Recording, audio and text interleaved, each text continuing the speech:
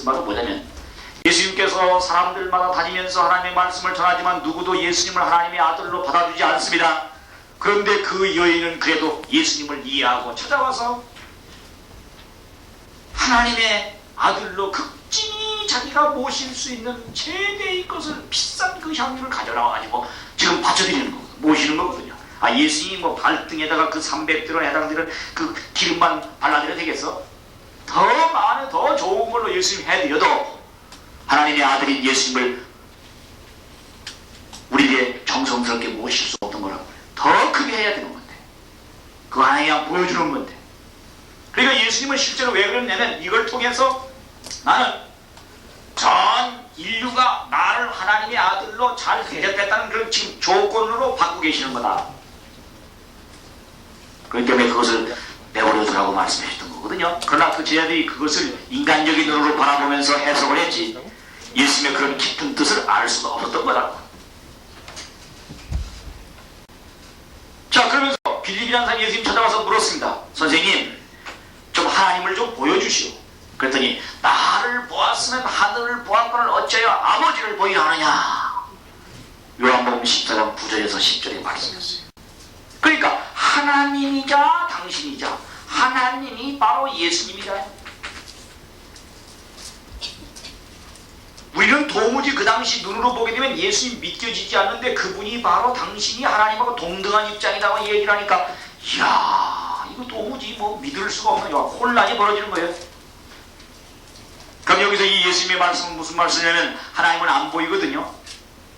안 보이는 그 하나님을 보이는 그 빌립 인간에게 아무리 설명해도 모른단 말이죠. 피곤하죠. 점심 먹고 피곤한 그 뒤 좀 불 좀 덥잖아요. 너무 지금 더운데 개우 또 불까지 떼어주니까 아주 뭐 또 제 강의 내용이 또 아주 자장가가 돼가지고 뭐 아주 환경은 뜨뜻하지요. 밥은 먹었지요. 또 뭐 말씀은 또 자장가지요. 뭐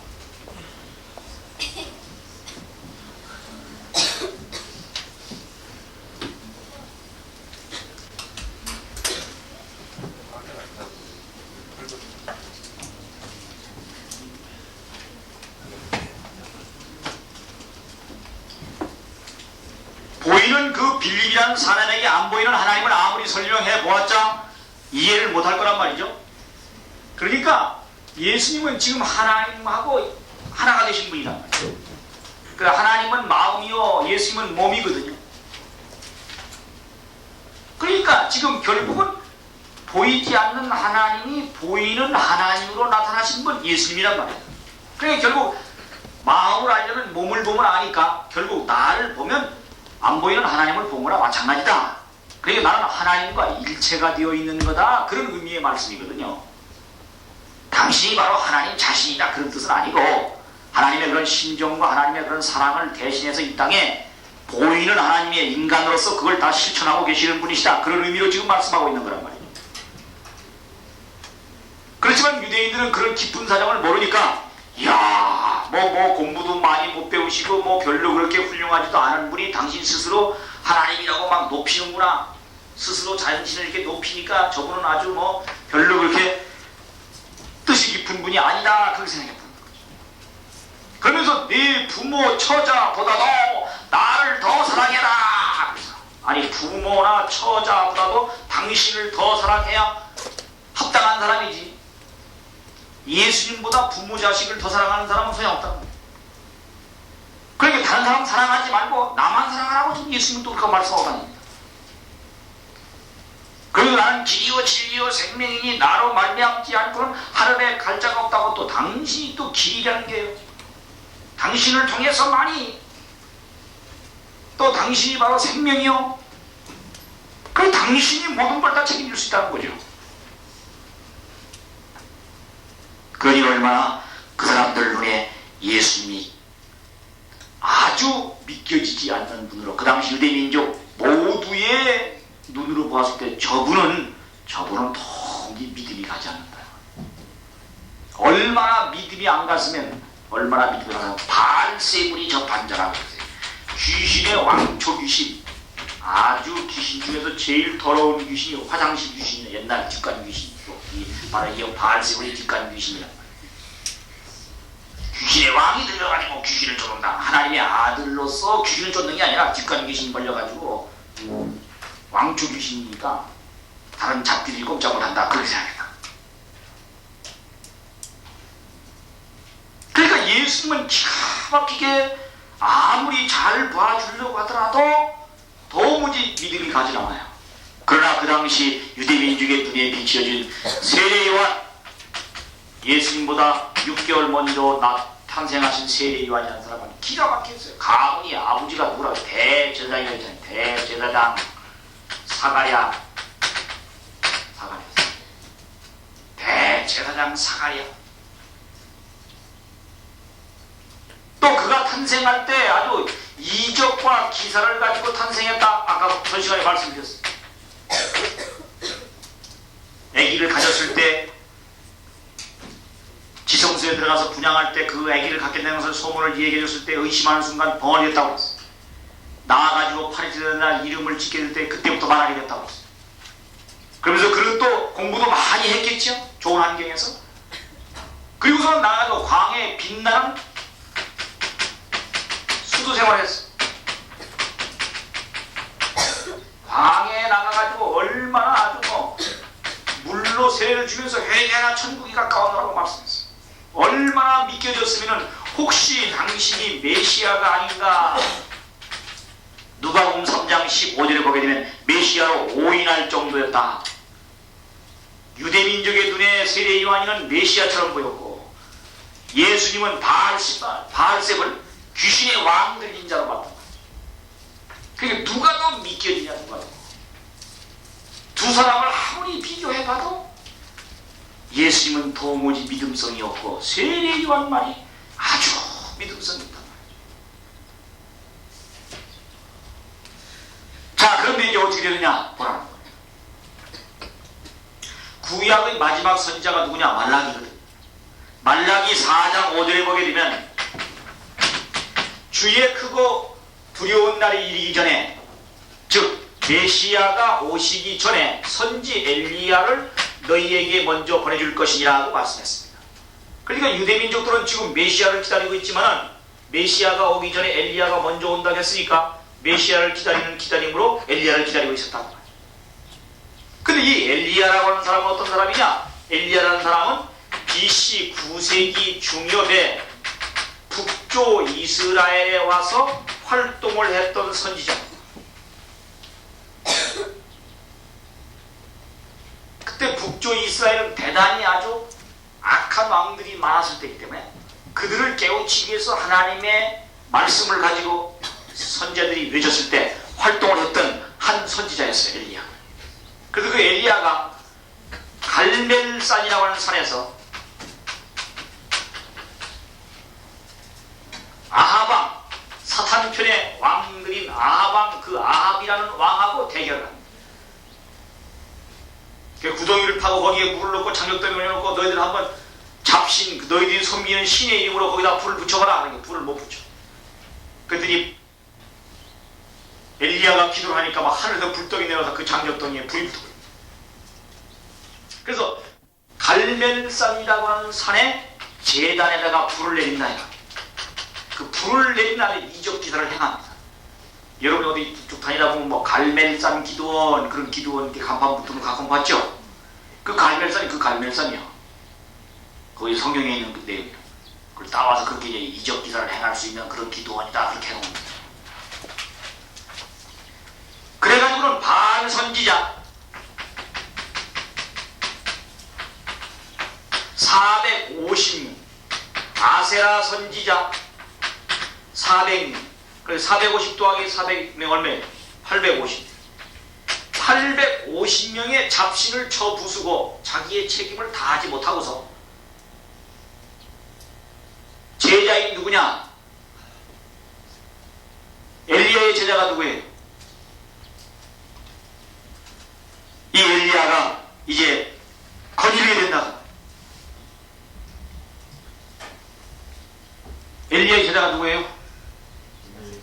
엘리사라고. 엘리사. 그래서 이제 엘리야 엘리야 스승님하고 엘리사 제자하고 둘이 이제 건의를 하는 거예요. 그때 이제 스승과 제자가 서로 대화를 합니다. 너는 나한테 뭘 원하느냐? 스승이 물습니다.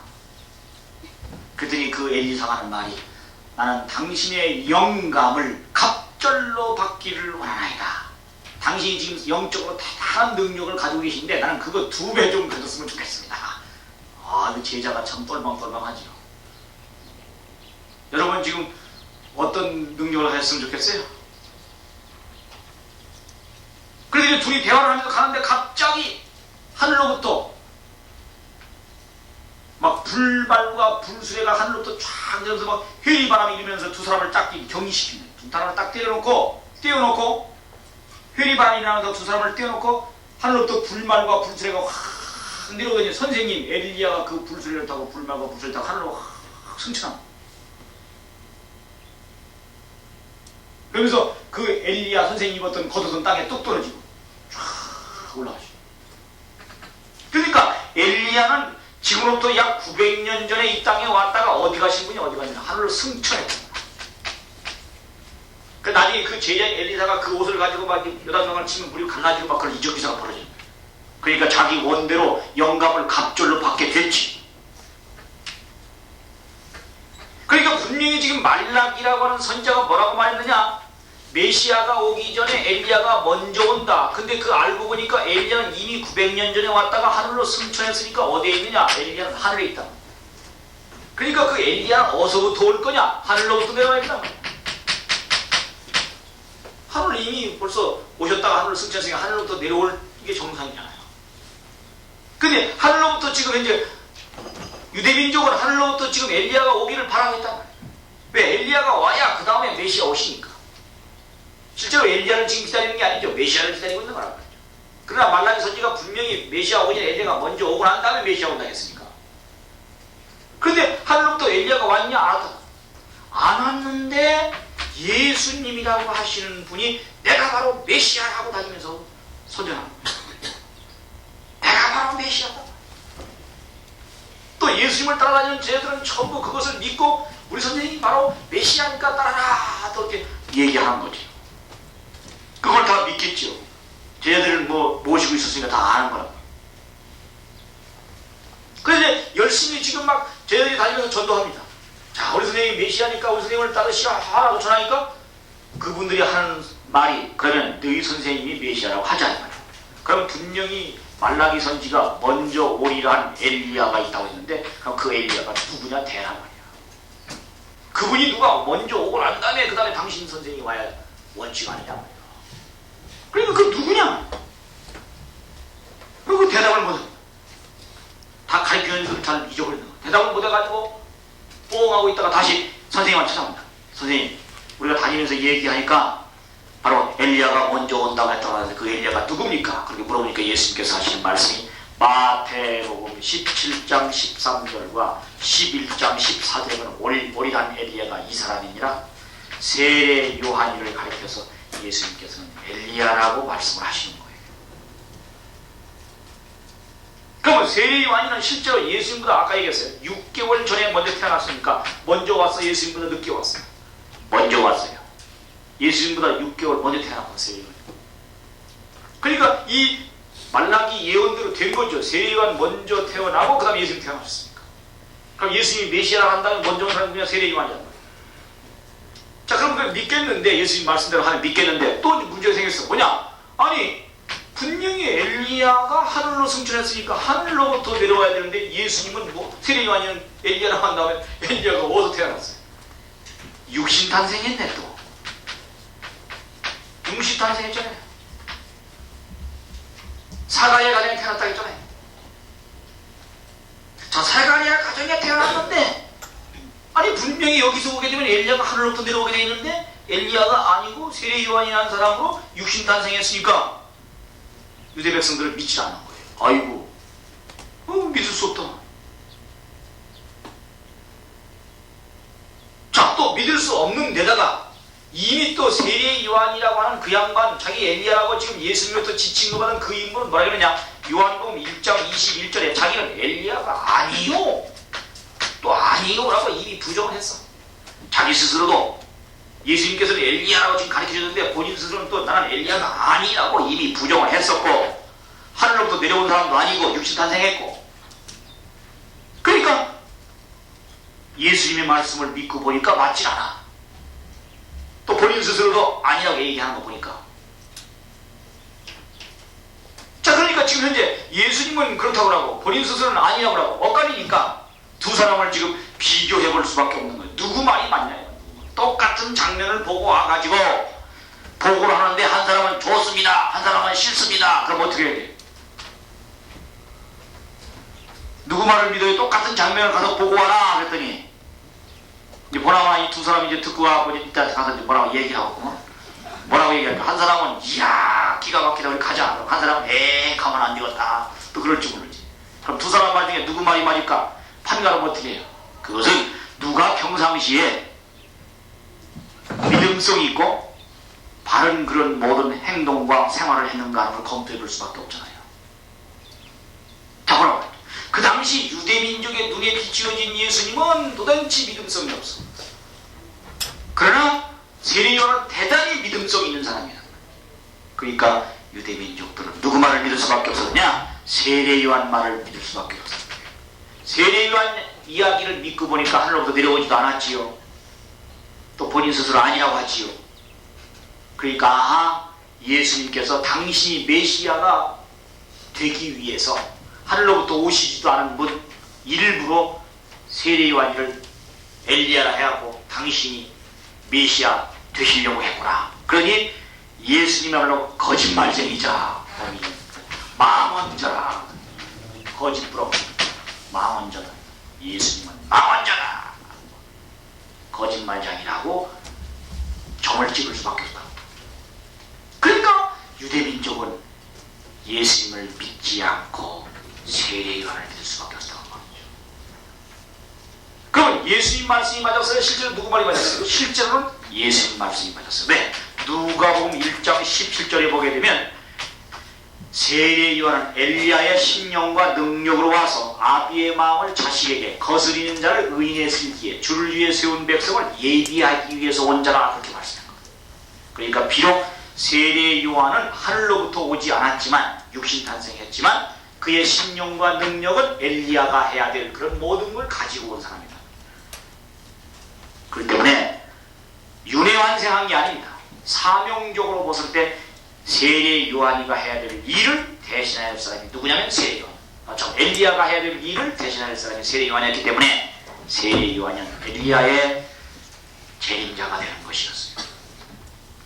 자, 그렇기 때문에 세례요한은 엘리야의 대신자였던 거예요. 예수님 말씀이 맞았어요. 그러나 세례요한이는 자기 스스로가 하나님의 능력이 떠나버리니까 인간적으로 생각하니까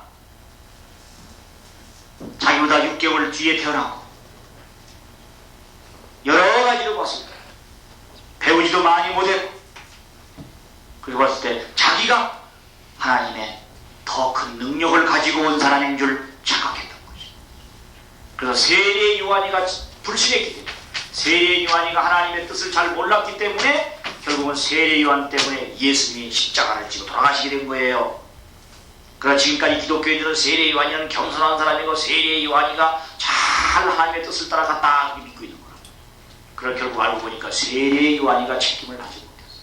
그때 세례요한이가 마지막 죽을 때 보게 되면 아무것도 아닌 비참한 아무것도 아닌 사건에 말려들어가서 죽게 되는 거예요. 무슨 사건에 말려들어 죽어요? 예, 헤롯 대왕의 헤로디아 사건에 따라서 죽게 된다는 거예요. 우리 청년은 아주 기독교를 아주 10년간 아주 잘 성경을 공부 많이 하는 사람이구만. 그 당시 헤롯 대왕의 동생이 빌립의 부인이 헤로디아예요. 헤로디아가 미인이라는 거예요. 빌립이 죽었습니다. 그러니까 그 제수지요. 그러니까 헤롯 왕이 볼 때는 그 제수를 데리고 사는 거예요. 미인이. 그러니까 그걸 가지고서 세례요한이가 문제를 삼았습니다. 아니 왕이 돼가지고 말이에요. 제수씨를 데리고 살면 됩니까? 그러니까 무엇이 어쩌고저쩌고 이러면 딱 붙잡아다 감옥에 가둬간다. 그러니까 감옥에서 가만히 생각을 해보니까 사람이 그렇게 자기를 돌아볼 수 있는 거 아니에요. 감옥에서 가만히 생각을 해보니까 어떻게 보면 예수님이 하나님의 아들 같은 그런 능력을 가진 분 같기도 하고, 또 인간적으로 가만히 생각하면 또 아닌 것 같고, 왔다 갔다. 여러 가지 이적 기사를 자기가 보았거든요. 예수님에게 세례 줄 때 막 하나님께서 음성 들리고 성령이 비둘기처럼 임했지요. 자기가 다 증거했거든요. 자, 여기 일어납시다. 이 시간 뭐 식사하고 나서 아주 졸리운 때인 걸 제가 잘 알아요. 그렇죠? 그러나 그 졸리고 졸음을 이겨야지. 졸음을 자기를 맡기지 마요. 졸음을 극복해. 저것도 왔다 갔다 하니까 마지막 제자들을 보내면서 가서 한번 물어봐. 마태복음 11장 3절에 보게 되면 오실 그이가 당신이 오니까 우리가 다른 일을 기다려야 하오니까. 그러니까 세례 요한이 자기 제자들을 예수님에게 보내가지고 물어보게 만듭니다. 예수님께서 이제 세례 요한 제자들과 그런 대답을 받았습니다. 오실 그이가 당신이 오니까 다른 일을 우리가 기다려야 하오니까. 당신이 메시아로 오셨소? 아닙니까? 그걸 지금 물어보는 거예요. 그럼 또 예수님께서 그때 그렇다! 내가 바로 오실 그이 메시아다! 또 이렇게 말했으면 혹시 또 모르겠어요. 그때 예수님이 뭐라고 말씀하시냐면 너희가 가서 본 그대로를 전해라. 안진뱅이가 일어나고 귀머거리가 듣게 되고 소경이 보게 되고 쭉 그런 말씀하셔서 가난한 자에게 복음이 전파된다. 너희 가서 그 지금까지 쭉 내 생활을 지켜보지 않았느냐? 그 말은 무슨 말이냐면 다시 한번 환기시키는 거예요. 내가 하나님의 아들이 아니고 이런 이적 기사를 행할 수 있겠냐? 그걸 다시 한번 되풀이 보여주는 거예요. 쭉 생각해 주게 해줍니다. 이런 걸 보았으니까 하나님의 아들이니까 그런 일을 했잖아. 뭘 다시 뭐 오실 그이가 당신입니까 아닙니까 따지고 있어 힘들어. 나중에 말이에요. 그 말씀이에요. 4절에서 6절에 보게 돼요. 마태복음 11장. 그리고 와가지고 쟤들이 또 세례양에게 얘기를 해준다. 그 세례양이 그것을 감을 못 잡고. 그래서 나중에 이제 죽을 때 비참하게 그렇게 살롬에 춤춰서 한 번 춰가지고 그냥 놀래가지고 두 번째 춤을 추면 내가 무슨 요구한 대로 다 들어주겠다 그렇게 말해가지고 춤추고 가가지고 그냥 세리한 목을 주시오. 그래서 감옥에 있는 세리한 목을 쳐. 그래서 비참하게 죽어지는 거예요. 세리한 하나님의 능력을 가지고 귀한 지도자로서 태어났으니까 저 나라에 가서도 귀한 일을 해야 될 텐데 또 죽음도 귀한 죽음을 죽어야 될 텐데 비참하게 죽게 된다. 자기 책임을 다하지 못했어요. 그래서 세례요한이가 책임을 하지 못해서 훌륭한 그 세례요한을 준비해가지고 오실 그 예수님을 잘 모실 수 있도록 기반을 잡으셨는데 그냥 그 기반이 무너져버리니까 예수님께서는 하는 수 없이 누구 한 사람 제자들도 안 믿어주지요. 준비된 제사장 교법사들을 예수님 떠났지요. 준비된 유대교단 예수님 믿지 않지요. 그러니까 예수님은 쓸쓸히 십자가를 지고 돌아가셨습니다. 하나님께서 원하신 뜻이 아니었다. 그래서 십자가를 지고 죽은 지 사흘 만에 부활하셨기 때문에 영적인 구원만 이루셨다. 자, 영적인 구원만 이루시고 육적인 당신 몸뚱이는 십자가에 달려 사탄이한테 아주 조롱을 받고 육은 구원의 뜻을 지상에서 다 이루시지 못하셨거든요. 그렇기 때문에 예수님께서 내가 다시 오마 다시 오마 다시 오마.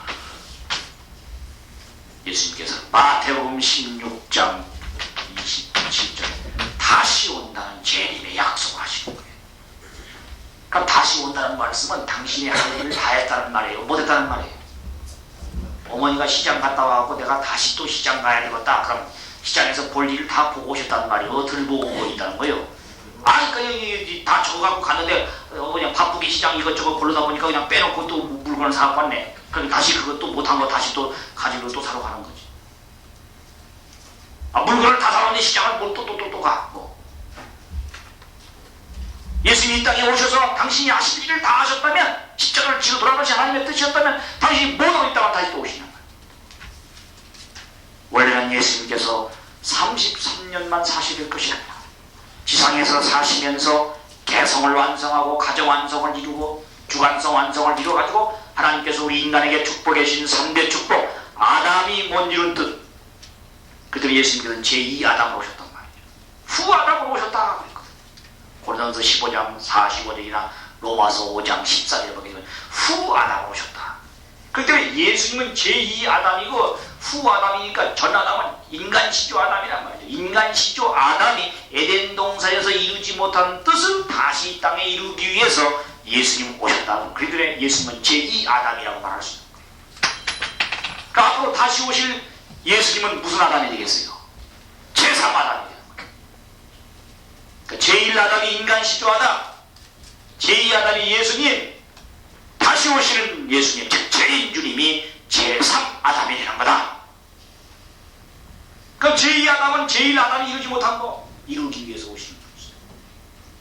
제3 아담은 제1 아담과 제2 아담이 이루지 못한 것을 이 땅에 종결하기 위해서 오실 분이시겠지. 그렇기 때문에 예수님은 다시 오시는 거예요. 다시 오시는 거예요. 당신이 하실 일을 다시 못 이뤘기 때문에, 육적인 구원을 못 이뤘기 때문에 그 육적인 구원을 이루기 위해서 또 영적인 구원도 아울러 다 이루어야 돼요. 영유가 아우르는 구원 섭리의 목적을 이루시기 위해서 예수님은 필히 오셔야 된다. 자, 그럼 우리 생각해봐요. 자, 어떻게 오시느냐? 어떻게 오시느냐? 예수님 구름 타고 오신다. 성경에 그렇게 기록되어 있어요.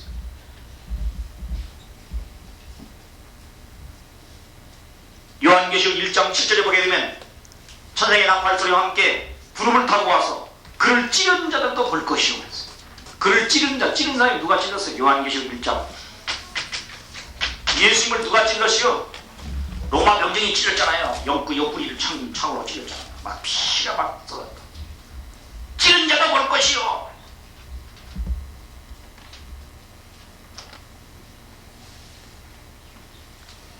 자, 그러면 구름 타고 온다, 구름 타고 온다. 성경이 그렇게 표현된다. 구름 타고 온다. 그럼 하늘 떠다니는 저런 구름을 타고 오느냐? 예수님께서 이 땅에 왜 오셔야 된다고요? 아담이 못 이룬 뜻을 다시 이룰 제2 아담으로 오셔야 된다고 했어요. 그럼 제1 아담은 육신 쓰고 이 땅에 아담이라 인간 조상이 태어날 것이요. 무슨 뭐 다른 걸로 태어날 것이요. 우리 지금 사람하고 똑같겠어요. 인간 시조 아담이. 우리 조상님이 똑같으시. 몸뚱이하고 마음뚱이하고 두 개를 갖고 태어났겠지.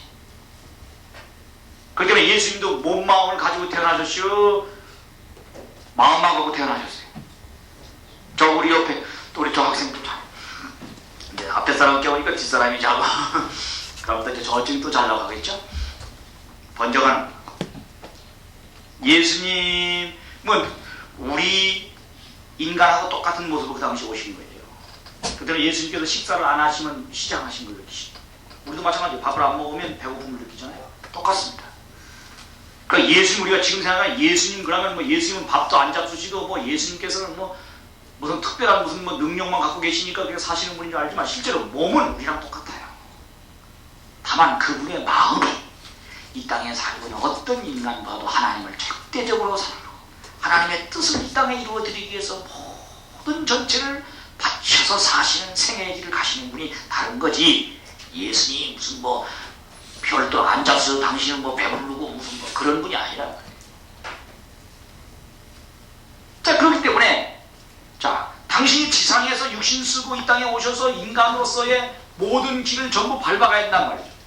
그럼 예수님이 한 남성으로 이 땅에 왔으니까 남성으로서 이 땅에 33살 결혼 못하신 총각님으로 사셔 계셨는데 총각님의 소원이 뭐겠어요?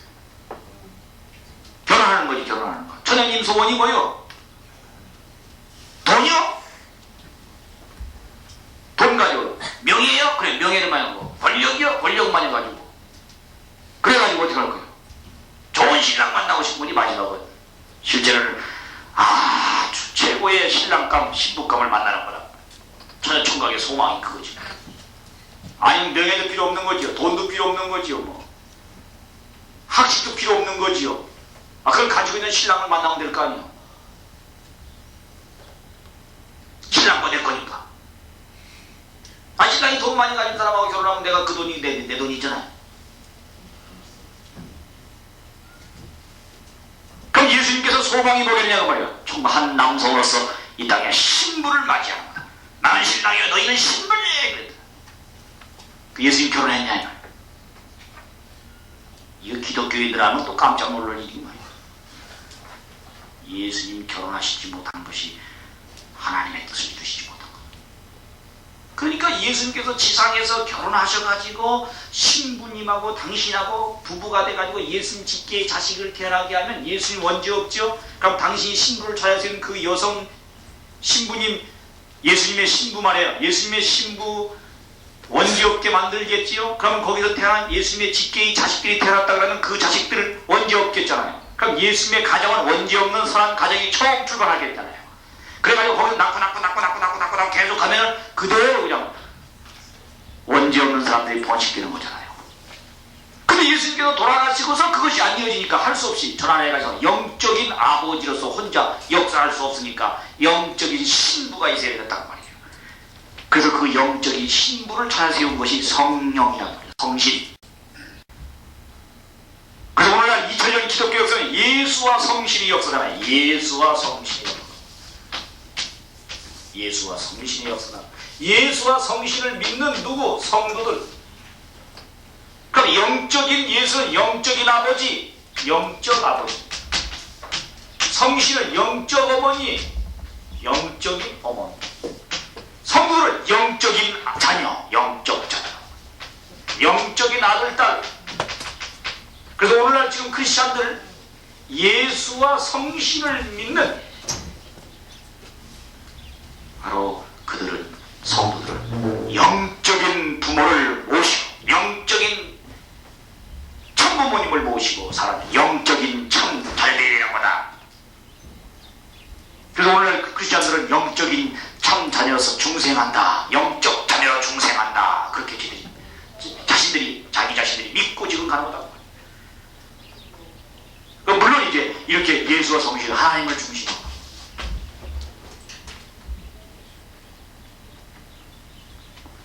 자, 그러니까 예수님이 결혼했어야 된단 말이에요. 결혼하셔서 당신의 그 부인이 육신을 벗고 저 세계에 가서 성신의 자리에 들어가야 되는 거란 말이에요. 그걸 안 나누고 갔으니까 당신은 혼자 영적인 아버지 역할을 하니까 영적인 어머니 역할을 세우려니까 성신을 세울 수밖에 없었다. 살아서 이게 안 됐기 때문에 육신을 벗고 부활하셔서 영적으로 그렇게 계신 거다. 자, 그렇기 때문에 이제는 예수님이 다시 오신단 말이에요. 예수님이 다시 오신다. 재림주님 모시는 재림주님 모시면 이 성신으로서의 한 분이 성녀로서 참 아버지로서 실체적으로 재림주님께서 서시면 성녀로서 실체적인 참 어머니가 나타나셔야 된다. 그렇게 되면 그 실체적인 참 아버지, 실체적인 참 어머니를 따르는 실체적인 누구 참 자녀가 이 땅에 태어나게 된다. 이 실체적인 아버지, 실체적인 어머니, 실체적인 자녀. 그래서 우리가 지금 시대는 예수님께서 다시 오시는 시대니까 재림주님, 예수님 다시 오는 재림주님이잖아요. 재림주님을 모시고 살아야 될 지금 시대라고 말입니다. 참 자녀로서 살아야 될 영적인 성도의 자리가 아니고 실체적인 참 자녀로서 살아야 돼요. 그 때문에 메시아는 참 부모님을 오시는 거죠. 참 아버지, 참 어머니. 참 아버지, 참 어머니의 사랑의 역사로 참 자녀가 되는 거.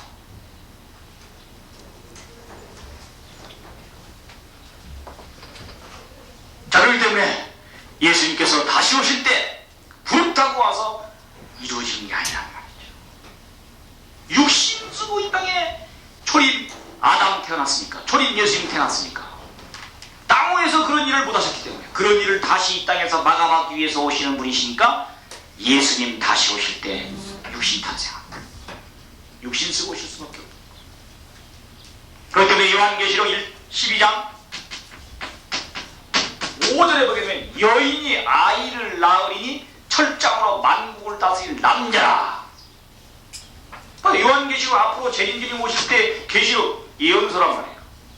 여인이 아이를 낳으니 철장으로 만국을 다스릴 남자라고 했던 남자 육신 쓴 아들로 이 땅에 태어나게 되는 거다. 구름 타고 오시는 거 아니다. 그 구름 타고 온다는 뭐냐? 그것은 비유하신 말씀이다. 구름 타고 오신다고 하는 말씀은 비유하신 말씀. 자, 바로 구름이 뭐예요? 구름은 물이 증발해가지고 수증기들, 아주 그 깨끗한 수증기는 원래 깨끗한 수증기들의 단체 모여있는 게 구름이다. 그러면 결국 이 물이 뭐냐? 요한계시록 1장 15절에 보면 음녀가 앉은 물이라 그랬어. 그러니까 타락한 인간을 비유하는 거예요. 물을. 그 타락한 인간 가운데서 증발됐다. 성화된 사람이 누구냐? 누구예요? 성도들이잖아요. 성도는 물이잖아요. 물이.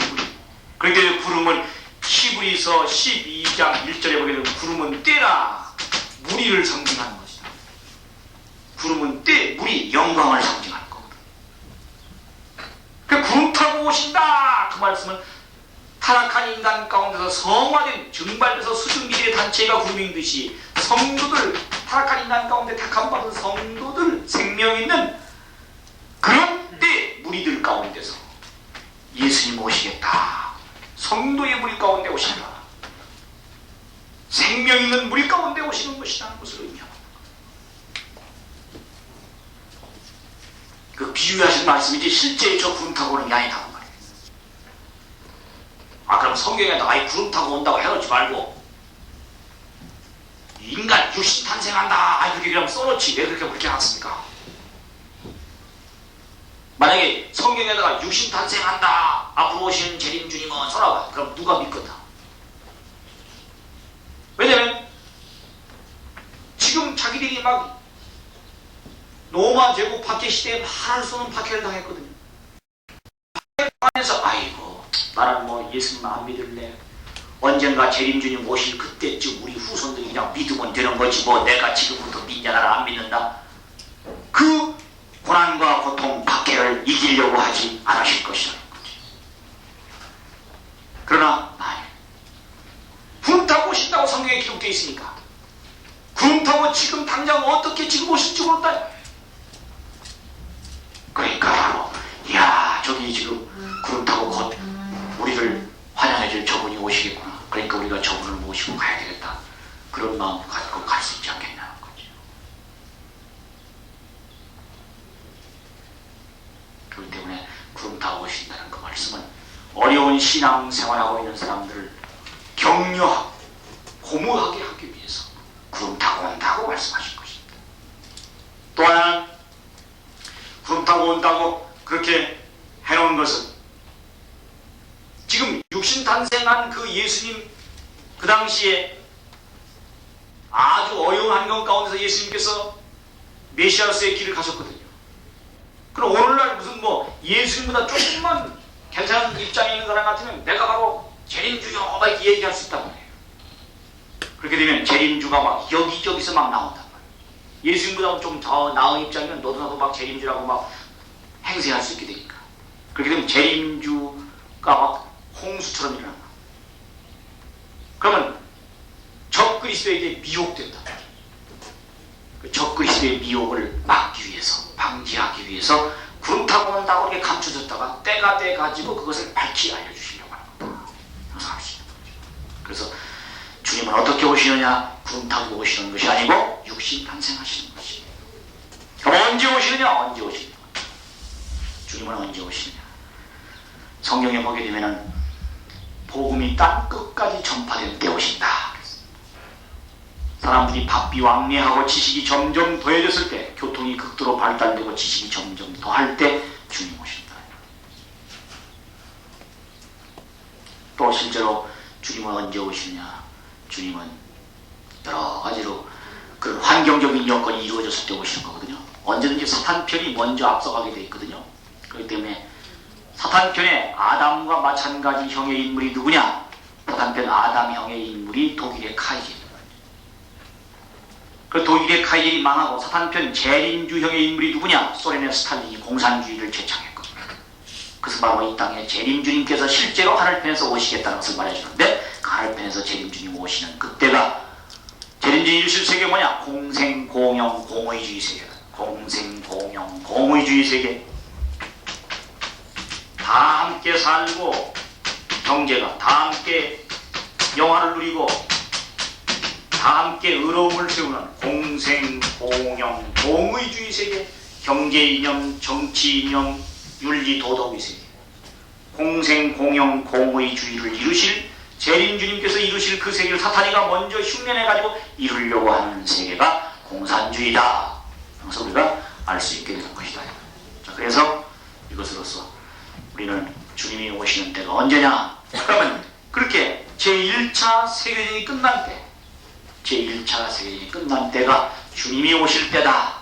그래서 우리가 알 수 있게 되는 거죠. 스탈린이 나와서 공산주의를 제창한 때가 제1차 세계대전이 끝나고 나왔어요. 그럼 제1차 세계대전이 언제 끝났냐? 1914년에서 1918년에 끝납니다. 1918년 제1차 세계대전이 끝난 때가 재림의 때가 된다 하면서 알게 되는 거죠. 주님 오실 때가 바로 그때다 하면서 알게 됩니다. 더 자세한 내용 또 다음 시간에 우리가 알아보면 되겠습니다. 여기까지 지금 말씀드리겠습니다.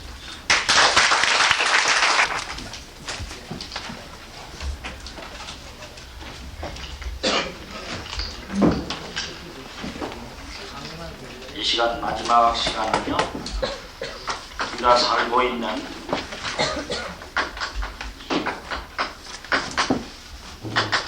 한민족의 장래는 어떻게 될 것인가 하는 문제를 주제로 해가지고 말씀을 나누지요. 전 시간에 주님이 언제 오시느냐, 재림주님께서 오시는 그 때를 우리 이제 두 가지 입장에서 알아보고 한 가지를 다음 시간에 이제 알아보겠다. 역사를 살펴보게 되면 역사가 같은 시대가 되풀이돼서 가고 있는 것을 보게 됩니다. 그것은 왜 그러냐면 역사의 주인 되시는 하나님께서 배후에서 감독자로서 역사를 주관하고 계시기 때문에 그렇습니다. 역사가 그냥 흘러가는 것이 아닙니다. 그렇기 때문에 역사를 장편 영화에 비유하기도 합니다. 영화가 만들어지려면 그 시나리오가 있어야 되고 그 시나리오에 따라서 배우가 액션을 하고 또 배우를 그렇게 그 시나리오에 따라서 액션하도록 감독하는 감독자가 있습니다. 그러나 감독은 자막으로밖에 장면이 안 나옵니다. 그리고 실제로는 배우가 다 이 역할을 합니다. 그러나 그 배우는 자기 마음대로 그렇게 하는 것이 아니고 시나리오에 따라서 감독이 시키는 대로 그렇게 한 것입니다. 그렇기 때문에 누가 제일 중요하냐면 감독이 중요합니다. 명감독은 명화를 만듭니다. 그럼 이렇게 흘러가는 역사가 장편 영화에 비유할 때 배우가 누구냐면 바로 우리 인간들입니다. 우리들이 지금 이렇게 한면 한면 이런 장면, 우리 역사에 지금 한 페이지 한 페이지를 우리가 지금 매일마다 장식하면서 가고 있는 거거든요. 그럼 우리들이 지금 이렇게 하고 있는 이 내용이 그냥 하는 거냐? 이것은 각본에 따라서 하는 거다. 그 각본이 무엇이냐면 하나님의 뜻이란 말이죠. 하나님의 뜻. 그러면 이제 그 감독이 뭐냐? 그 감독은 하나님이란 말이죠. 그렇기 때문에 감독이 중요하듯이 바로 하나님께서 감독의 뜻을 알지 못하면 명배우가 될 수 없는 거거든요. 그렇기 때문에 우리 하나님의 뜻, 의지를, 시나리오를 잘 알아야 되고 또 하나님께서 어떻게 역사하시는지 하는 것을 알지 않으면 안 되는 겁니다. 근데 어떻게 보면 역사가 그렇기 때문에 하나님의 그런 어떤 이루시고자 하시는 목적을 가지고 역사를 지도해 나가시기 때문에 그 역사가 같은 시대가 늘 이렇게 되풀이돼서 또 같은 인물이 또 같은 그런 사건이 비슷하게 이렇게 나타나게 되는 것을 볼 수 있거든요. 그것을 가리켜서 우리가 동시성의 시대라 그렇게 말을 하는 거거든요. 자, 그럼 보게 되면 맨 처음 인간 시조 아담을 창조했다. 그래서 그 아담을 가정을 하나님께서 역사하셨다고 그랬죠. 근데 그 역사가 구원 섭리가 이루지 못하게 되었습니다. 그래서 1600년 10대가 지난 다음에 누굴 찾아서 그러냐? 노아를 찾아서였다. 그럼 노아는 누구냐? 아담을 대신한 사람이었다는 것이다. 그런데 또 노아가 또 실패하게 되니까 하나님께서는 다시 1600년 동안 이루시려고 했던 그 뜻을 못 이루니까 이번에는 400년 10대 만에 아브라함이라는 사람을 찾아 세우게 되는 것입니다. 그러니까 원래 아담이 맨 처음 하나님의 뜻을 중심하고 자기가 완성했더라면 12, 4, 21, 40 이런 수를 완성한 실체가 되었을 것이다. 숫자를 우리 인간이 완성하게 됩니다. 하나님 원래 과학적인 분이시기 때문에 수의 실체로 계세요. 그러니까 하나님으로부터 창조함을 받은 이 모든 피조물들도 수의 실체입니다. 그러니까 과학은 수를 연구하는 거예요. 하나님이 수리적인 분으로 계시기 때문에 하나님께서 창조한 피조물도 수를 가지고 있는 거다. 알 수 있는 거죠. 그래서 원래 요 수가 그대로 가서 노아 때 보게 되면 방주를 짓는데 120년, 홍수 심판하는데 40일, 비둘기를 내보냈는데 3차례 일주일 간격 37은 20일. 아라산에 방주가 머물고 40일이 지난 다음에 비둘기 나서 이 숫자가 그대로 탄감복이네요. 12가 120으로, 4가 40으로, 21이 21일로, 40이 40일로 이렇게 탄감복이 되는 거예요.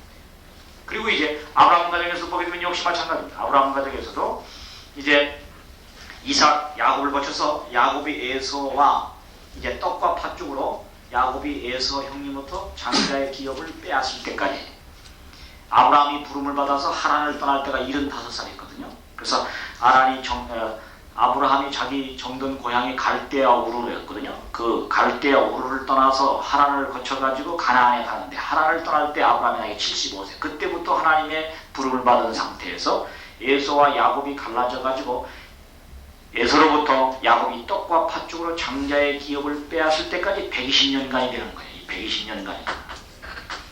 그래서 여기는 이제 결국은 1600년의 노아까지 역사가 안 이루어진 것을 노아로부터 아브라함 때까지 400년으로 일을 했는데 그 아브라함 자기 당대에 이루어지는 역사이기 때문에 이것은 결국 120년간 갈라져 있었던 그것이 그대로 이렇게 120년이라는 숫자로서 아브라함 자기 당대를 중심하고 종적으로 내려온 것이 자기 당대 횡적으로 전개됐다. 그래서 이때를 우리는 가리켜서 종으로 된 횡적인 탄감복귀를 하는 섭리시대라 그렇게 얘기합니다. 종으로 된 횡적인 탄감복귀 섭리시대인 것입니다.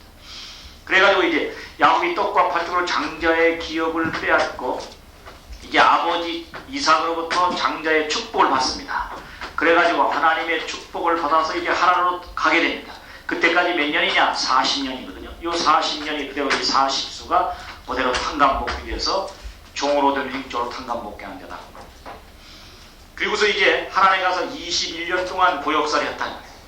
14년 동안 가정을 찾고 6년 동안 재물을 찾고 21년 만에 다시 거의 금유환영하거든요. 고향으로 돌아옵니다. 그래서 그 21이라는 숫자가 21년으로 그대로 종으로 된 횡적으로 탄감복귀한 시대다.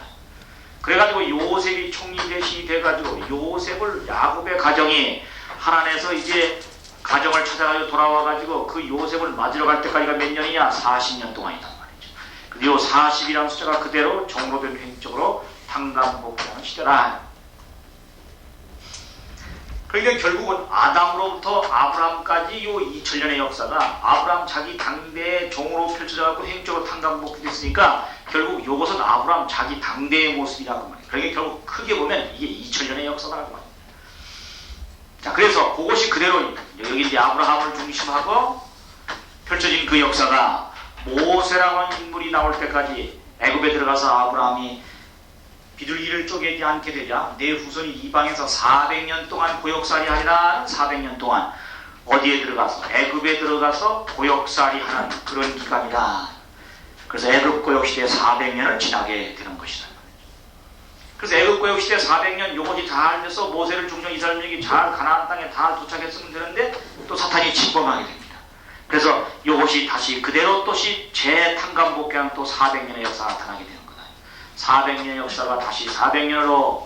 근데 이때는 이제 이 애굽에 들어가서 고난받고 이제는 누가? 사사라고 하는 사람들이 지도하는 시대라. 그래서 이제 가나안 땅에 도착을 해서 살아가는 사람들이 이스라엘 민족을 지배하는, 사사라는 사람은 제사장 역할도 하고 또 교법사역 예언자 역할도 하고 또 국왕 역할도 하는 모든 걸 한 사람이 다 겸임하는 그런 때였거든요. 그리고 사사라는 사람 15명의 사사가 지도한다. 그 사사 중에서 삼손이 힘이 센 삼손이 있었죠. 그랬단 말이에요. 그래가지고 이제 800년이 됐을 때 이스라엘에서 첫 번째 왕이 나오게 되는데 그 왕이 누구냐? 사울이라는 사람이에요. 그래서 이제 마지막 선지자 사사가 누구냐면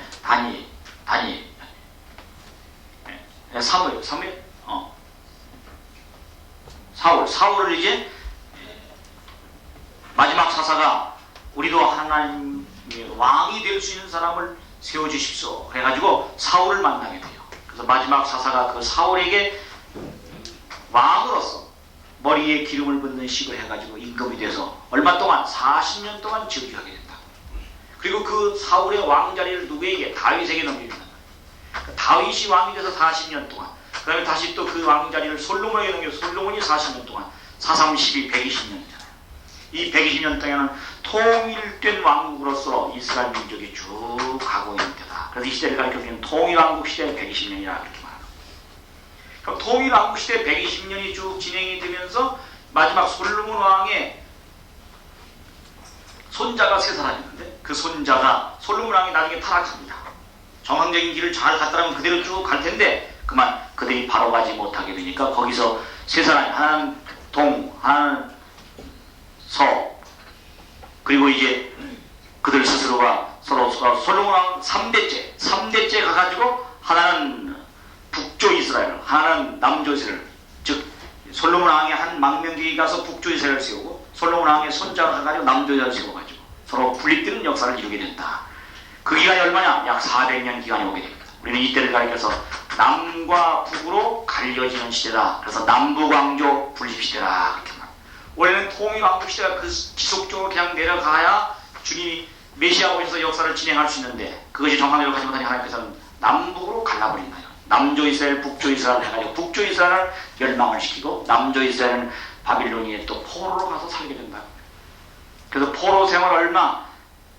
70년 동안 하게 되고 세 차례에 걸쳐가지고 140년 동안 다시 돌아온다. 그래가지고 그 70년, 140년, 210년이죠. 이게 210년 동안 유대민족이 포로로 갔다가 다시 돌아오는 유대민족 포로의 귀한 시대가 오게 됩니다.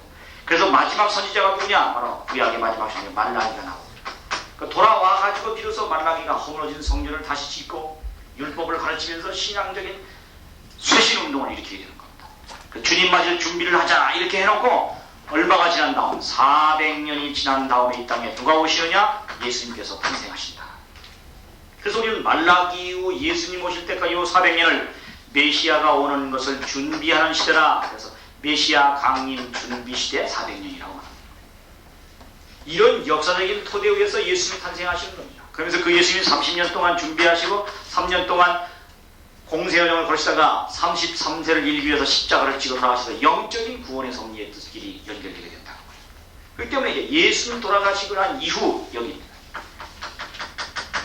내가 이제 다시 오시리라 말씀하신 재림주께서 오실 그 역사가 그대로 되풀이돼서 동시성으로 가게 된다. 그래서 이제 크리스찬들이 걸어온 역사, 예수님께서 십자가를 지고 돌아가시자 그 복음의 말씀을 땅끝까지 전하라는 말씀에 따라서 로마에 들어가서 수많은 말씀을 핍박 가운데 전하게 됩니다. 그리고 드디어 로마가 313년 콘스탄티누스 대제가 기독교를 공인하고 392년 테오도시우스 1세가 기독교를 국교로 정하게 됩니다. 그래서 성 어거스틴이 나옵니다. 그러니까 약 400년 동안이죠. 400년 동안 크리스찬들이 로마에 들어가서 말할 수 없는 박해를 받는 로마 제국 박해시대 400년이 오게 되는 거다. 그것을 그대로 탕감복귀하는 것이 바로 교구장이라고 하는 사람들이 사살하는 사람과 마찬가지로 혼자 여러 가지를 다 경험하는 거거든요. 교구장이라고 하는 사람들이 모든 걸 책임지는 그런 교구장제 기독교회 시대가 그대로 와서 400년 동안 이루지 못한 그것을 다시 탕감복귀하려고 했는데 그게 되지 않게 되는 겁니다. 그리고서 이제 비로소 기독교인으로서 처음 왕이 이제 등장하게 됩니다. 그게 누구냐? 바로 칼 대제. 그러니까 여기서 지금 어거스틴은 모세와 마찬가지. 여기서 사울왕은 칼 대제와 마찬가지. 칼 대제가 왕으로서 이제 기독교인으로서 서게 돼가지고 919년 독일의 왕인 헨리 1세가 선거를 통해서 뽑혀지게 됩니다. 그러니까 800년이죠. 400년, 400년. 그리고 919년. 그러니까 919년 빼기 800년은 얼마입니까? 119년. 그리고 약 120년이다. 이 120년 기간은 뭐냐? 통일왕국 시대 120년을 이제 기독교인들이 왕국을 세워서 진행하는 시대. 기독왕국 시대 120년이 되는 거다. 그리고 지속적으로 이 기독왕국 시대에 계속 갔어야 되는데 그들이 정상적으로 가지 못하니까 이번에는 하나님께서 어떻게 하느냐? 칼 대제의 손자가 세 사람이었어요. 하나는 동프랑크, 하나는 서프랑크, 하나는 이태리 이루게 됩니다. 나중에 그 이태리가 동프랑크에 들어가서 동프랑크가 신성 로마 제국을 중심하고 서게 되게 동서로 갈라지게 됩니다. 그러니까 쪼개는 거예요. 동서. 이게 남부로 쪼개면 동서로 쪼개겠다. 동서 왕조 분립 시대가 온다. 그게 매약 400년 동안 오게 됩니다. 그래도 정신을 차리지 못해. 이번에는 교황들을 남불 아비뇽에 1309년에 포로로 잡혀가게 됩니다. 그리고 포로 생활 70년, 그리고 나머지 로마 전제 정치하에서 나중에 이제 세 차례 가지고 다시 돌아오는 140년 기간이 있어서 210년 동안 이번에는 교황들이 포로로 갔다가 다시 돌아오는 교황 포로 및 귀환 시대가 오게 됩니다. 그리고 난 다음에 여기 말라기라는 선지자 나와서 신앙의 새로운 확정운동을 일으키고 쇄신운동을 일으킨 것처럼 여기 이제 새로운 신앙의 쇄신운동을 일으킬 사람이 나오니 그게 누구냐? 말틴 루터다. 그 말틴 루터가 1517년 10월 31일 날 95개의 태제를 가지고 로만 카톨릭 구교가 정상적으로 가지 못하고 있으니까 이것은 하나님의 뜻하고 관계가 없는 것이니까 하나님이 바라신 뜻은 바로 이것이다 해서 종교개혁운동을 일으키게 된다.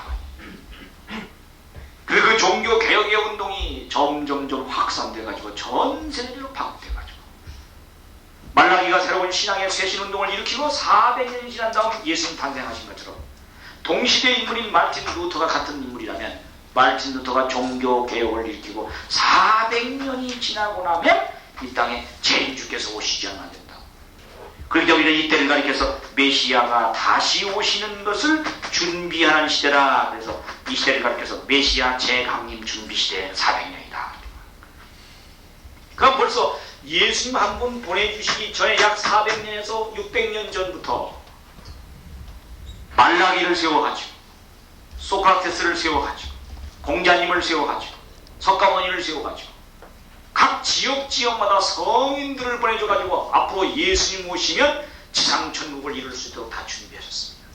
마찬가지로 메시아 재강림 준비시대 앞으로 재림주님이 오시기 전에 400년 전에는 말틴 루터가 종교개혁을 일으켜서 내적으로는 종교개혁을 통해서 신앙의 새로운 쇄신운동을 일으키게 하고 외적으로는 문예 부흥운동, 르네상스 운동을 일으키게 된 거다.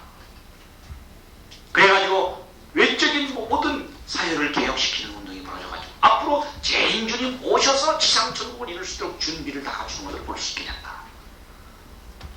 이런 토대 위에 재림주님 오신다. 그럼 뭐란 말이죠? 여기는 예수님 탄생하시기 전의 역사예요. 여기는 예수님 탄생한 이후의 역사. 그러니까 앞으로 재림주님 언제 오실 것이냐? 이때 오신다. 그대로잖아요. 1600년이 여기는 애국고 역사 400년. 요것이 로마제국 박해시대 400년. 여기는 400년이 사사시대 400년으로 교장제 기독교시대 400년. 여기 120년은 통일왕국 시대로 기독왕국 시대. 여기는 40년은 남부왕조 분립시대 400년으로 동서왕조 시대 400년. 여기는 21년이 210년 유대 민족 포로 및 귀환 시대로 여기는 교황 포로 및 귀환 시대 210년.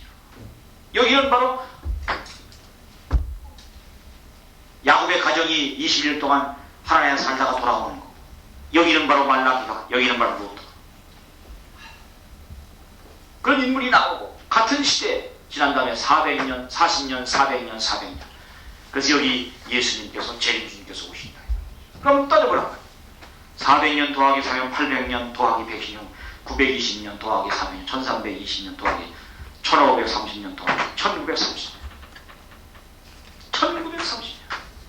그러면 여기 말틴트가 종교개혁을 일으킨 해가 1517년이니까 그 일으키고 얼마가 지난 400년이 지난 다음에 재림 오시니까 얘가 400년을 플러스시키고 왔네. 1917년. 1917년에서 1930년대 사이에 재림주님 오신다. 아까 우리가 전 시간에 말씀드린 것처럼 제1차 세계가 언제 끝났다고요? 1918년에 끝났다고. 제1차 세계가 끝난 때가 재림의 시기라고 했다. 같잖아요. 1917년, 1930년대 어간에 재림주님 오시죠. 이건 AD입니다. AD. 서력 기원 후라. 지금은 오늘은 올해가 몇 년인데요? 예? 6년. 1910년, 1930년대. 그럼 주님은 오셨습니까? 오실 겁니까? 우리 여기 새로운 우리 신학대학 간다는 우리 아가씨. 재림주님 오셨다. 재림주님 오셨어. 놀라운 사실. 지금 수많은 기독교인들은 우리가 초면만에 지금 재림주님 오시라고 기도해요? 오셨다고 기도했어요? 오시라고 많이 기도하죠. 오셨어요? 오실 거예요? 기독교에서는 오실 거라고 그러고요. 예. 오신다고 웃었어요.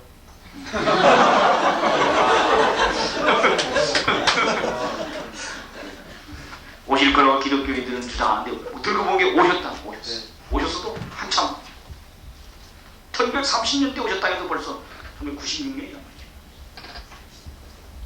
역사를 바로 알고 진행해야 됩니다. 그럼 이게 뒤집어져야 돼. 이 세상이 지금 기독교인들이 지금 완전히 지금 바뀝니다. 제1차 세계대전이 끝난 때가 재림의 시기가 되는 거예요.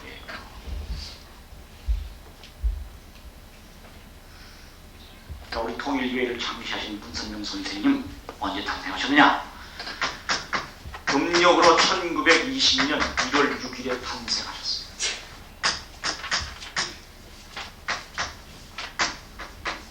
자, 문자, 선자, 명자. 잡아. 그럴 문이라. 선자는 뭐라고요? 고기어의 양. 고기는 물에, 양은 육지에, 바다 육지. 그러니까 전체 해와 달, 말씀으로, 진리의 말씀으로, 바다 육지니까 전체를 밝힌다. 그런 썬명문이 썬명문.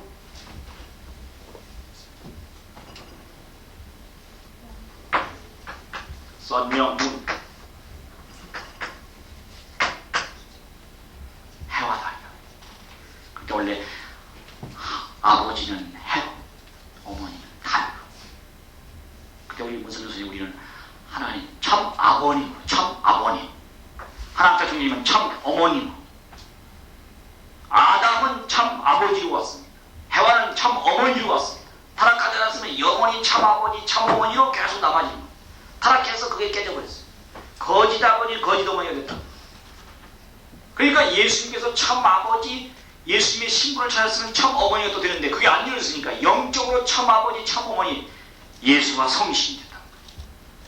그런데 이 땅에 다시 오시는 예수님, 재림주님은 참 아버지로서 아담이 먼저는 뜻, 예수님이 먼저는 뜻을 제3아담으로서 이루어 오시는 분이시기 때문에 해와 같은 분, 성신의 실체적인 분을 찾아서야 됩니다.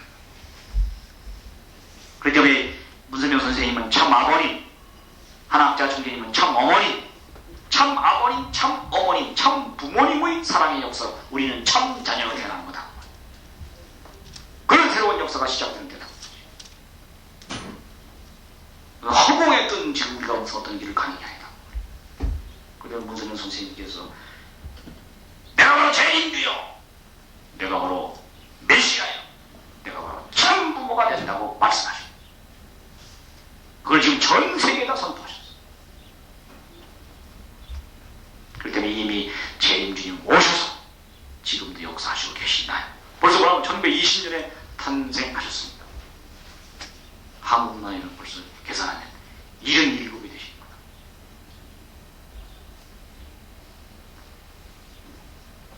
그렇기 때문에 역사를 우리가 바로 알고 하지 않으면 어떤 분은 무슨 사람이 어떻게 재림주가 되실 수 있겠습니까? 생각합니다. 메시아가 될 수 있습니까? 예수님 사람이었다. 아담이 사람이다.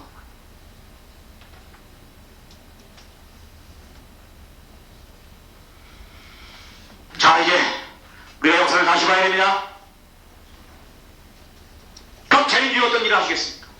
지금까지 인류가 죄악으로부터 고난과 고통 묻은 불행 이 모든 것을 다 정리하시는 키를 가지고 오시는, 열쇠를 가지고 오시는 겁니다. 전쟁의 문제도 무슨 뭐 공기 오염 이런 모든 문제도, 인구 문제도, 식량 문제도, 모든 문제에 대해서 해결책을 갖고 해결 키를 갖고 오시는, 그걸 우리가 가져오시는 분을, 키를 갖고 오시는 그분을 우리가 모시고 다 해결을 받아가지고 평화의 세계, 이상의 세계를 오늘 이 땅에 건설하지 않으면 안 된다고 말이에요. 이제는 우리는 오시라고 기도할 게 아니고 오신 그분을 내가 이제 어떻게 모시고 그분의 사상을 따라서 앞으로 내가 어떻게 살 것인가를 생각해야 된다. 자, 구름 타고 오시는 거 아니라고 했어요. 60탄생 하신다고 했어요. 언제 오시냐? 이미 오셨다고 했어요. 그럼 이제 어디로 오실 것인가? 장소를 알아요. 어떤 이들은 유대민족 가운데 오시는 것이 아닌가 그래서 그럼 보세요. 마태복음 21장 33절에서 43절에 보게 되면 하나의 비유의 말씀하셨습니다. 여기 포도원을 경영하는 한 주인이 있는데 그 주인이 타국에 갈 일이 생겼다. 그래서 그 포도원을 농부들에게 세를 주고 타국에 갔다. 타국에 갔다가 실과 때가 돼가지고 농부들에게 세를 받기 위해서 종을 보냈다. 그랬더니 그 농부들이 종을 때리고 심히 죽였다. 그러니까 안 돌아오니까 더 많은 종들을 보냈더니 역시 그들도 또 때리고 죽였다. 그러니까 이제 하나밖에 없는 아들을 보내면서 이 아들을 보내면 나의 그 외아들을 보내면 이 쇠를 주겠지 하고 보냈더니 농부들이 하는 말이 자 저는 상속자니 저를 죽이고 이 포도는 우리가 빼앗자. 이게 비유의 말씀. 여기서 이 주인이 누구냐? 바로 하나님. 여기서 포도원이 바로 뭐냐? 하나님의 창조 위협. 여기서 이 농부가 누구냐? 이스라엘 선민입니다. 하나님께서 하나님의 창조의 위협을 이스라엘 선민에게 이루어달라고 맡기신 것입니다. 그리고 그들에게 많은 종들을 보냈습니다. 즉 이 종은 종 선지자들을 말합니다. 이스라엘의 종 선지자를 보내주셨습니다. 여기서 아들은 하나님의 아들 누구냐? 예수님을 말합니다. 예수님까지 보내주셨습니다. 그랬더니 종 선지자들 심히 때리고 죽였습니다. 아들까지 죽였습니다. 예수님까지 십자가 달려 돌아가시게 만들었다고 말이에요. 그랬을 때 아들까지 죽이니까 그때 주인이 돌아와서 이 농부들을 어떻게 하겠느냐 쟤네들에게 물어봅니다. 그때 쟤네들이 하는 말이 자 이 농부들은 진멸하고 다 멸해버리고 이 포도원을 빼앗아 다른 열매 맺는 백성에게 옮겨야 할 것입니다.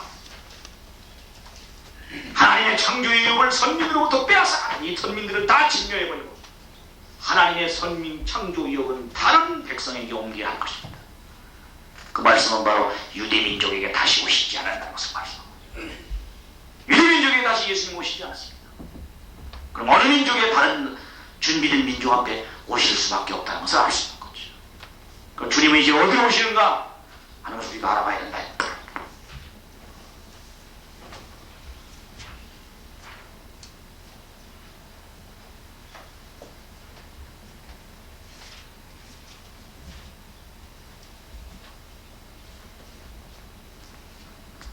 요한계시록 5장 1절에 보게 되면 보좌에 앉으신 이 영원선에 책이 있으니 일곱 일로 봉했더라.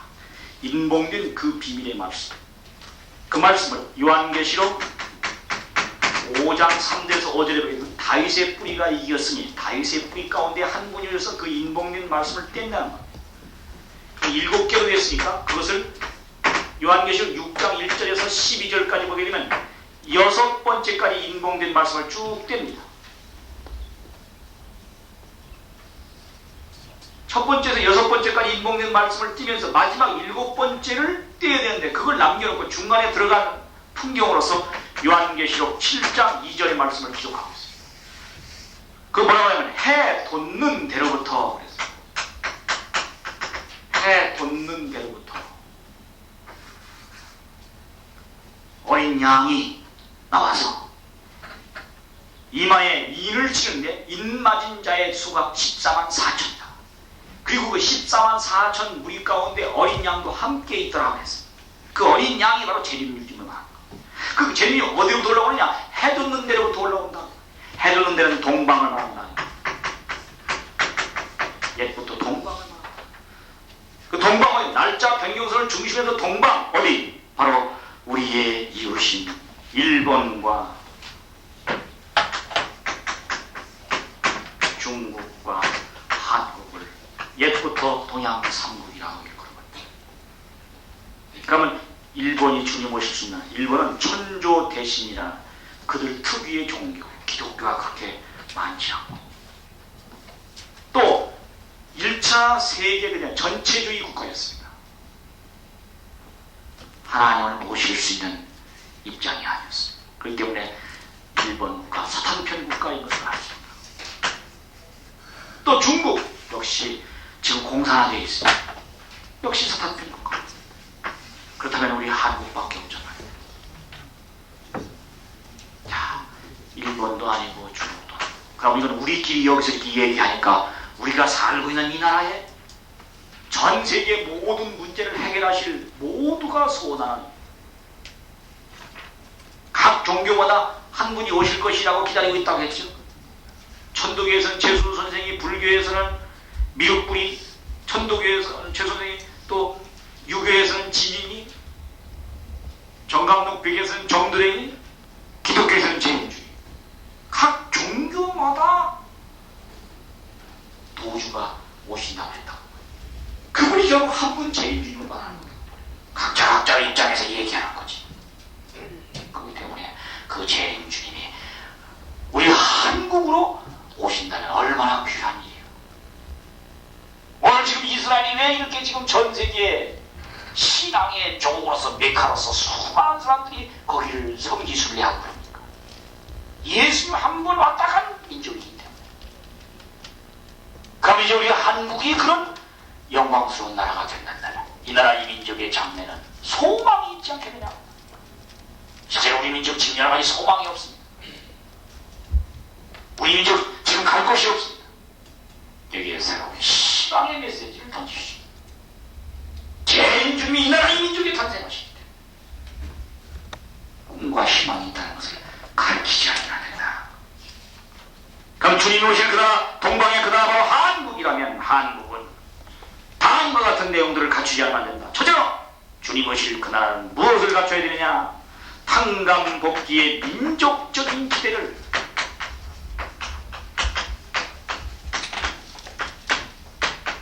세워야 되는 것입니다.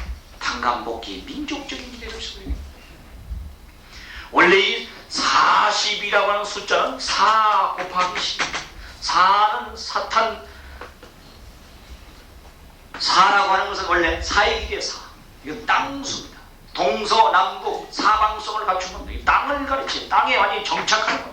10이라는 건 3, 3은 9에다가 1도 했으니까 1은 1하고 10은 1하고 0이니까 0의 의미가 없으니까 1이니까 다시 1로 돌아갔다. 귀일수다. 1이란 첫 번째 1이라는 로 돌아갔다. 잃어버린 땅이라는 사의 기대를 다시 처음으로 돌아가서 찾아오는 게 4 곱하기 10인 40. 그렇기 때문에 40이라는 숫자 기간 동안 고난과 고통을 당할 때 사탄이는 떠져나가게 돼요. 그렇기 때문에 40일을 사탄 분립수라 그렇게 말합니다. 40일 동안 예수님께서 금식기도 하셨어요. 예수님께서 부활하시고 40일 동안 지상에 계셨어요. 왜 꼭 40일이냐? 그래서 사탄이가 떼어져 나갈 수 있는 기간이 40일이라고. 그렇기 때문에 하나님으로부터 택함받은 민족, 맨 처음 택함받은 제1 이스라엘. 제1 이스라엘이 바로 유대민족이에요. 그 유대민족이 유대민족으로서 하나님의 택함받은 백성이 되기 위해서는 사탄이를 분립시켜야 되는데 그것이 바로 뭐냐? 아까 우리가 살펴본 대로 애굽이라고 하는 나라에 들어가서 얼마 동안 400년 동안 고역살이 한 토대 위에서 이스라엘 민족이 선민으로서 설 수 있게 되는 겁니다. 제1 이스라엘 민족, 유대민족이 애굽에 들어가서 말할 수 없는 400년 동안 고역살이를 한 토대 위에서 주님 모실 수 있는 선민으로 설 수 있었는데 그들이 주님을 바로 보시지 못하니까 이게 다 깨져버립니다. 다시 제2 이스라엘로 선민권이 옮겨졌습니다. 제2 이스라엘이 바로 기독교 신도들입니다. 예수님께서 십자가를 지고 부활하시고 난 이후에 기독교 신도들을 통한 역사지. 그럼 제2 이스라엘 기독교 신도들이 40수 사탄 분립기대를 세운 것이 바로 뭐냐? 로마 제국에 들어가서 아까 우리가 살펴본 대로 얼마 동안 박해를 받았겠습니까? 400년 동안 박해를 받은 것이 바로 그것이었던 것입니다. 근데 그들이 책임을 못하니까 앞으로 이제 재림주님 오실 그 나라는 제3 이스라엘 민족이 되는데 제3 이스라엘 민족이 바로 우리가 살고 있는 이 민족 가운데 오신다면 한민족이 제3 이스라엘 민족이 되는 겁니다. 원래 이 이스라엘이라는 말은 사탄과 우리가 믿음으로 승리한 민족 앞에 붙여진 이름이죠. 오늘 저 중동의 이스라엘을 가리키게 하는 거거든요. 야곱이 약복 나루터에서 천사와 씨름해가지고 이겨가지고 천사가 붙여준 이름이기 때문에 결국 이것은 믿음으로 승리한 민족 앞에 붙여지는 것입니다. 세 번째 믿음으로 승리한 민족, 우리 한민족이 된다면 주님 오실 그 한민족에도 40수에 해당되는 고난과 고통을 당하는 기간이 있어야 됩니다. 역사를 살펴보니까 1905년 12월 17일 날 일본으로부터 우리가 을사보호조약을 체결해가지고 우리나라의 외교권이 박탈되고 드디어 각 지방의 이사관을 파송하고 모든 걸 이제 일본의 압제하에 들어가요. 1910년 8월 29일 날 한일 합방이 벌어집니다. 그렇지만 우리 민족 모두가 그런 압제로부터 벗어나려고 1919년 3월 1일 다 함께 기미 독립만세를 부르게 됩니다. 우리 민족은 무너지지 않습니다. 1923년 관동 대진제가 일어나요. 관동에 대지진이 일어나는데, 지진이 일어나는 건 천재지변인데 그걸 우리 한국 사람들에게 뭐라고 쳐갖고 많은 사람들을 양미를 학살하게 되니까 거기를 떠나서 세계로 터지게 됩니다. 그리고도 우리는 끝까지 싸워 1945년 8월 15일 해방을 맞이하게 됩니다. 그럼 1905년 을사보호조약으로부터 1945년 해방을 맞이할 때까지 몇 년 동안이냐? 40년 동안. 우리는 40년 동안 일본의 식민지 하에서 말할 수 없는 크리스찬들이 고난과 고통을 당하는 것이죠. 수많은 종교인들이, 수많은 우리 백성들이 학살을 당하고 고난을 당합니다. 언어도 빼앗기고. 이것은 바로 무엇을 말하느냐? 제일 이스라엘 된 선민이 애굽에 들어가서 고역당해서 사탄이를 부렸다는 거죠. 제일 이스라엘 기독교 신도들이 로마 제국에 들어가서 고난을 당해야 됐던 거죠. 이 나라 이 민족이 제3 이스라엘 민족이 되기 위해서 사탄이를 분립시키기 위한 고난과 고통의 길을 가야 되기 때문에 그렇다. 이런 평강복귀 민족적인 기대를 일본이 갖느냐요? 중국이 가진 바 있느냐? 우리는 물론 이것을 좀 줄여보기 위해서 한일합방부터 계산해가지고 36년간이 어쩌고 그러지만 실제로는 1905년부터 국권이 바뀌었다. 어쩌면 40년 동안 이렇게 고난과 고통을 받은 것이 결국은 이 나라의 민족이 그런 평강복귀의 민족적인 기대를 세우기 위해서 그랬다는 것을 알게 되는 거죠. 그런 수많은 애국지사들, 선지선녀들의 정성으로 이 조국이 멸망하지 않고 오늘날까지 지탱해오고 있는 것이다. 와신상담 불숲에 두어 쓸개를 다 빨아가면서 나를 참고 이겨서 원수를 갚아야 되겠다는 마음을 갖는 그런 마음으로 수많은 독립서들이 열심을 다했기 때문에 이 나라 이 조국이 오늘 여기 지탱하고 있다는 거예요. 그럼 우리는 앞으로 그분들 독립서들보다도 더 하나님 나라를 이 땅에 건설하기 위한 독립투사로서 하나님 나라의 해방꾼으로서 오늘 우리가 지금 이 길을 가야 된다고 말합니다.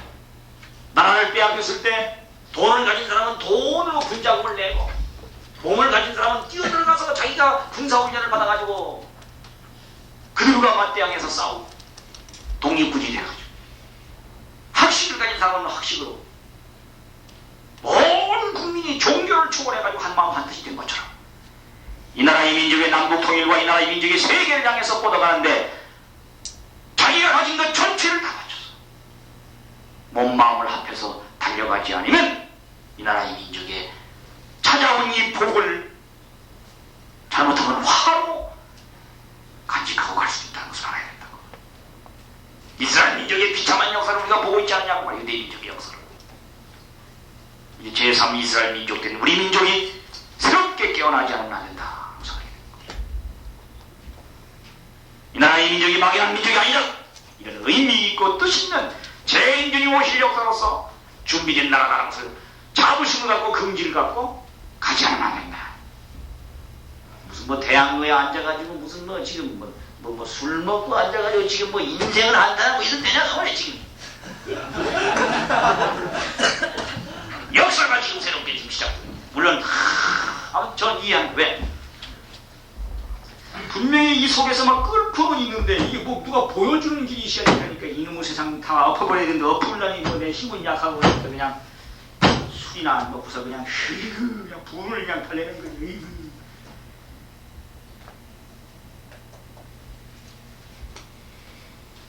여기에게 새로운 사상을 우리들이 새롭게 정립해가지고 지금까지는 순위에 비추고 지금까지는 무슨 잘못된 것에 비추고 이제는 정의에 비춰가지고 진리에 비춰가지고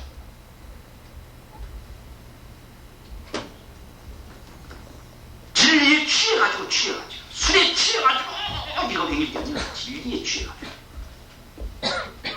참 진리에 미쳐가지고 그 당시 독립서들은 어땠습니까? 저는 의사 안중이라는 영화 옛날에 지금 요새 새로 한 거 보니까 뭐 옛날에 보고 참 얼마나 저는 국민학교 때 본 기억이 있는데 막 엉엉 울었습니다.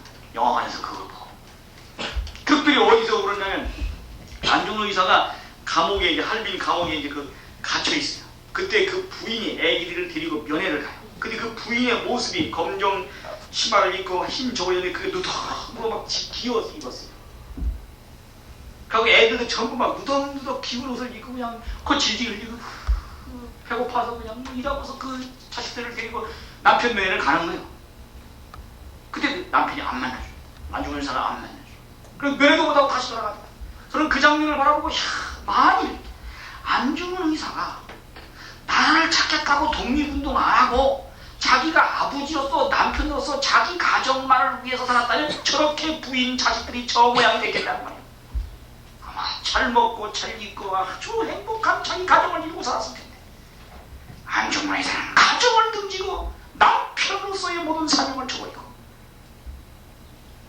아들, 딸 다 빼놓고 부인 다 빼놓고 가정이야 어떻게 되든 말든 이 나라 이 민족을 찾지 않으면 우리 가정이 생길 수 없다고 생각하고 가정을 돌보지 않고 나를 찾기 위해서 저런 길을 갔기 때문에 저 아내 저 자식들은 불쌍한 친구지만 앞으로 두고두고 역사에 안중근 의사로서 길이 주목받게 되는 거 아니냐고. 저는 그 장면을 바라보면서 지금 우리도 이 얘기하잖아요. 유관순 열사가 말이에요. 나이가 16, 17밖에 안 되지만 이 나라 이 민족을 찾는 일이 하나님의 뜻이라고 생각하면서 그가 몸이 다 쪼개지는 순간까지 독립만사를 외치면서 이 길을 갔기 때문에 오늘 우리는 지금도 유관순 열사를 우리 마음 가운데 3월을 우러러 유관순 너를 생각한다는 거예요. 누가 3월을 우러러 유관순 열사 지금 앞을 계속 생각하는 거예요. 그러나 그 당시에 왔다 간 수많은 사람들 누가 지금 우리가 그들을 생각하느냐고 말이에요. 그분들은 자기를 위해 살았고 그분들은 자기 가정을 위해 살았고 그러나 유관순 열사는 비록 어리지만 이 나라 이 민족을 위해서 몸을 던졌기 때문에 그 이름은 지금도 민족과 더불어 죽은 것이 아니라 살아있는 것이다.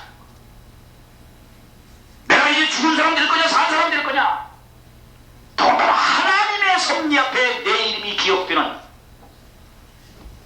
성경에 기록되는 이런 길을 가자는 거다. 밥을 먹어도 하나님의 뜻을 위해서 잠을 자도 하나님의 뜻을 이루어드리기 위해서 내가 잠깐 쉬는 거지. 걸음을 걸어도 내가 하나님의 뜻을 이 땅에 이루어드리기 위해서 걸음을 걷는 거라고 생각하고 우리의 모든 삶이 하나님을 중심한 삶으로 전환해야 된다. 지금까지는 내가 그저 먹는 거고 우리 가족 그저 나 자신만 생각한 것이야. 이제는 나를 넘어서 세계를 넘어서 하나님을 생각하면서 하나님의 나라를 이 땅에 이루어내기 위해서 오늘 우리는 지금 가고 있다는 결의와 각오를 갖고 같이 하면 안 된다.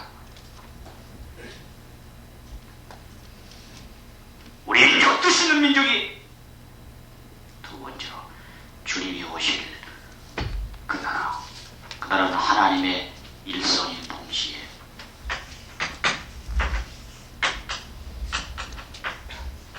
사탄의 일선이어야 하는 것입니다.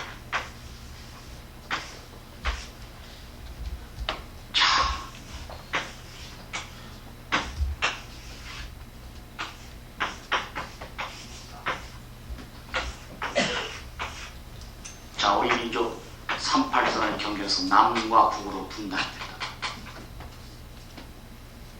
민주공원에서 된 선이 아니라 맨 처음 하나님께서는 아담을 창조해서 하나님께서는 주인이라고 주장하셨고 근데 그 아담은 사탄과 혈연관계를 맺으면 사탄도 주인이라고 주장합니다. 그렇기 때문에 아담을 분입시키지 않고 쪼개지 않으면 안 됩니다. 이 나라의 민족 주님 오실 나라라면 남과 북으로 분단의 아픔을 통해서 남에는 민주주의를 통해서 하나님을 모실 수 있는 하나님 편으로 북에는 공산주의를 통해서 사탄을 모시는 사탄편 국가 이렇게 사탄편 국가로 하늘편 국가로 분립시켜놓은 분단의 아픔을 우리가 지금 갖고 가는 거예요. 그게 남북에 지금 전 세계 분단 동서 다 해결됐습니다. 동서 남북 다 해결됐어요. 그 중에서 우리 한국만 지금 한반도만 남아있어요. 전 세계 분단의 아픔이죠. 동서는 횡이죠. 횡. 동과 서는 횡. 부부관계다. 횡 쪽. 남북은 부자, 이 종입니다. 그러니까 종이 먼저냐, 횡이 먼저냐, 종이 먼저, 남북이 먼저 중심입니다. 횡은 부부관계는 이것은 그 다음이에요. 그 때문에 종적인 것이 먼저 제패야, 그 다음에 횡적인 것이 결정이에요. 우리 남자들 웃을 때 어떻게 웃으면 안 되는데, 허허허, 종으로, 남북으로 씁니다. 허허, 여자 웃을 때 어떻게 웃어요, 여자? 헤헤헤, 부끄럽사, 아니요, 헤헤. 여자가 누구 허허허 이렇게 웃으면 그 팔자가 센 사람.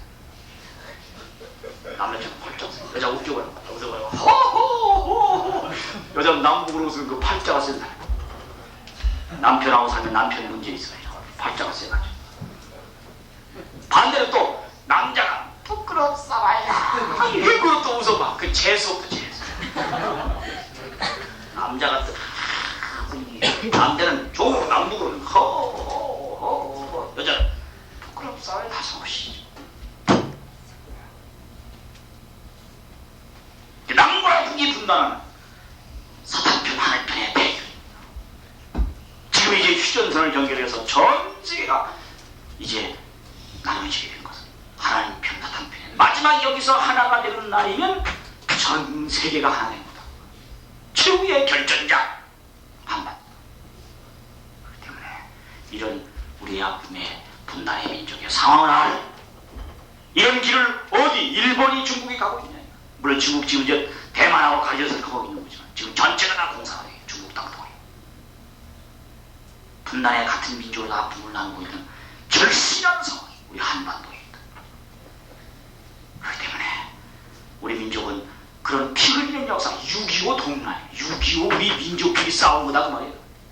거기에 16개 나라가 와서 피 흘리고 또 52개 나라에서 많은 원조를 했다.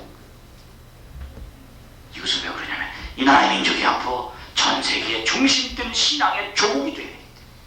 자기도 모르게 조국이 불타고 있을 때 동원된 거다. 하나같이 뛰어나온 거다.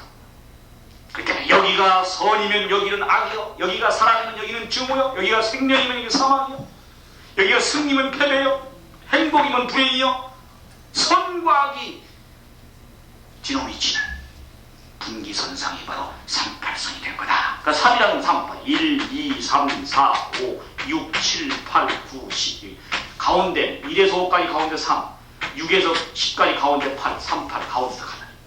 3수는 완성수, 8은 재출발수. 완성해서 재출발해라. 38선에서. 그것도 어디서 판문율, 판 하나, 둘, 셋, 넷, 다섯, 여섯, 일곱, 여덟, 팔. 하나, 둘, 셋, 넷, 다섯, 여섯, 일곱, 여덟, 팔. 하나, 둘, 셋, 넷, 다섯, 여섯, 일곱, 여덟, 팔. 판문적 3, 8은 24. 완성해서 재출발해라. 판문적. 판문적이란 무엇입니까? 1960년대 5급 공무원 시험에 나왔대. 그랬더니 판자댁으로 얼걸으면 학고방 집입니다. 그래서 그게 아니라 여기서 완성해서 재출발해라.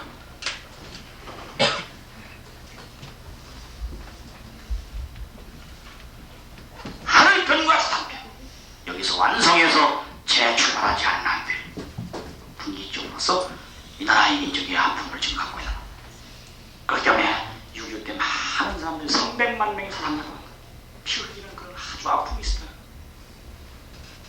우리 민족끼리서 그렇게 피 흘리는 것은 또 외국교회 많은 사람들이 와서 죽어간 것은 그 조국이 불타왔기 때문에 그때도 모르게 재물이 된 거다.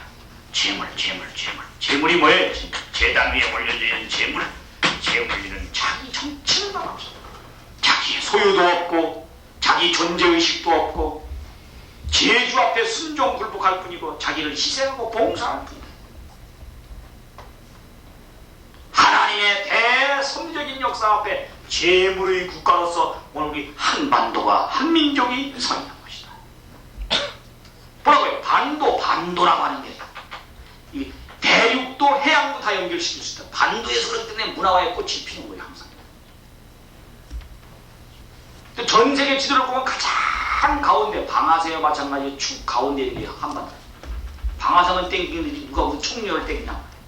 방아쇠는 그 고리만 땡기면 되는 거예요. 총알이 나가고. 그렇기 때문에 여기는 바로 전 세계가 관심이 많은 거예요. 우리 한반도 작은 나라에 일어나는 게 전 세계 관심이 많아. 왜 그러냐. 그 1988년도에 올림픽이 여기서 열릴 수 있냐. 이때가 단기 4321년 거꾸로 1, 2, 3년. 그게 88이 양력으로는 88이어서 서기로는 1, 2, 3, 4. 그러니까 이거 운수가 대통합해라 1988. 161개국에서 참석했다. 한참을 당하고 160개국에서 16개 곱하기 10. 6.25 때 참석한 건데 160 다시 복귀하는 거죠. 귀인수로서. 그 가운데 우리가 4등이죠. 4등. 1등이 어디요? 그 당시 소련. 2등이요. 동독 그 당시. 3등이 미국. 4등이 동독 서독 2등짜리 갈라졌어. 4등짜리 남북으로 갈라졌어. 미국이 전세계 자유진영에 경찰 중시 아니 잔디가 아주 주도권을 갖고 있어. 소련이 공산주의의 주도권을 갖고 있어. 여기는 사탄편 가인, 사탄편 아베 동독, 하늘편 미국 가인, 하늘편 가인 아베 남한. 이 딱 하나. 그것도 금메달 12개를 어떻게 이상해. 김기현인가 그 선수가 심판이 판정을 잘해서 죽도만 맞았는데 어떻게 손을 번쩍 들었어 우리 한국 편 선수. 근데 심판은 그거 결정한 걸 반복 못하니까 번복 못하니까 무죄 생기니까 또 그냥 기다려 도망가버렸어 중간에. 가버렸어. 그래도 딴 건 거지 금메달. 그러니까 그걸 어떻게 칠 수도 못하고 딴 건 딴 거요. 그래갖고 4등이 된 거야. 그거 아니었으면 4등 못한 건데. 성적인 뜻이 있다. 그 기간 동안에 비가 아주 조금 아침에 새벽에 오다 말았습니다. 그 올림픽 하는 기간 동안. 그 기간 동안 얼마나 날씨가 좋았습니까? 또 아주 그때 추석 한가위도 그때 있었고 또 대풍년 들었어요. 전 우리 한국도. 그 전 세계 사람들이 와가지고 그 맑은 공기 그냥 그 태양 모든 걸 보면서 다 느끼고 간 거예요. 그 이후로 우리 한국의 위상이 낮아요. 1988년 올림픽이. 앞으로 또 5년 뒤에 또 이번에 무슨 또 열고 하는 한국이 이게 위상이 더 높아지는 것이 천원이 함께하기 때문에 그런 것이다. 우리 한국이 잘나서 그런 거 아니다. 나라 임직에 세운 하나님의 천원이 작용. 아무리 가운이 승하더라도 국군이 쇠하면 소용없다. 아무리 국군이 승하더라도 천운이 함께하지 않습니다. 천운이 함께 하늘의 운세가 함께해야지 망하지 않는 거죠. 하늘이 함께하라는 이 나라의 민족이 되도록 우리가 그 책임을 감당해 나가지 않는 된다는 것을 알게 되는 거죠. 이렇게 분단의 아픔을 갖고 있는 것 재물된 국가 우리 민족이다. 세 번째로 주님이 오실 그날은 하나님의 신정의 대상이 되어야 된다. 하나님은 우리들의 부모입니다. 당신 그 자식을 땅에 낳고 그들을 돌이키시기 위해요. 그런데 그들이 다 악한 편으로 돌아가 버렸기 때문에 그들을 선한 편으로 돌이키기 위해서 하나님께서는 긴 세월 동안 성경 역사 6천년 동안 땀 흘리시고 눈물을 흘리시고 피 흘려 오셨다. 그렇기 때문에 주님을 맞이할 그 민족도 땀, 눈물, 피 흘리는 민족이 되지 않으면 안 된다. 어느 나라 어느 민족과도 우리 민족 땀 흘리기를 좋아. 열성적인 민족이지. 이상하죠. 강의도 좀 비난한 거야. 땀을 흘리고 해야 우리 속이 시원한 거. 노래도 그냥 막 이렇게 해야 좀 속이 시원하지. 근데 슬슬하고 좀 어디 좀 병날 것 같죠. 대학로에 가봐 다 미쳤지. 땀이 막 정신이 없어. 이게 다혈질입니다. 왜냐면 특히 농경사회 우리 농경사회 우리가 농사짓는 되게 그런 지역이란 말이에요. 거기다가 또 우리는 설이 맞으면 다 끝나거든. 그러니까 김성아 왕성아 빨리 모래기야 이 사람아 빨리빨리 추수건 뛰어야 돼. 빨리빨리요 그냥. 얼마나 급할지 몰라. 성질이 급해가지고 빨리 그러니까 관광객들도 외국에 가면 좀 빨리빨리만 다 하거든. 그냥 가서 빨리 사진 찍고 빨리 와요 그냥 이게 사진 찍을 댕기는 거지 관광을 댕기는 게 아니야. 어디 가도 맨날 빨리 밥도 빨리 식당에 가서도 가만히 앉아 시켜놓고 빨리 가거라. 그러니까 이케 갖고 오는 거 그냥 어떻게 하고란 말이야. 기다리지 않거나 빨리요. 딱 열성적이다 나오고 있다. 열성적이다. 기분 좋잖아요. 열성적이야죠. 후딱 해치워버려야지. 남의 차가 내 차를 앞질러가 그걸 내버려서 쫓아가고 가로막고 죽여버렸죠. 차 앞질러 가지고 남자 죽어. 아 그거 뭐 가다 보면 앞질러 갈 수도 있는 거지. 그걸 그냥 가면 바쁜가 보다 가라 그러면 이런 거지. 그걸 또 기어이 또 앞질러 가지고 죽이려 속이시구나. 물론 뭐 죽이려고 한 거 아니라 내려오라 해서 한 번 이렇게 해서 툭 자빠져갖고 뭐 이런 자기는 가버렸는데 그냥 죽었다는구만.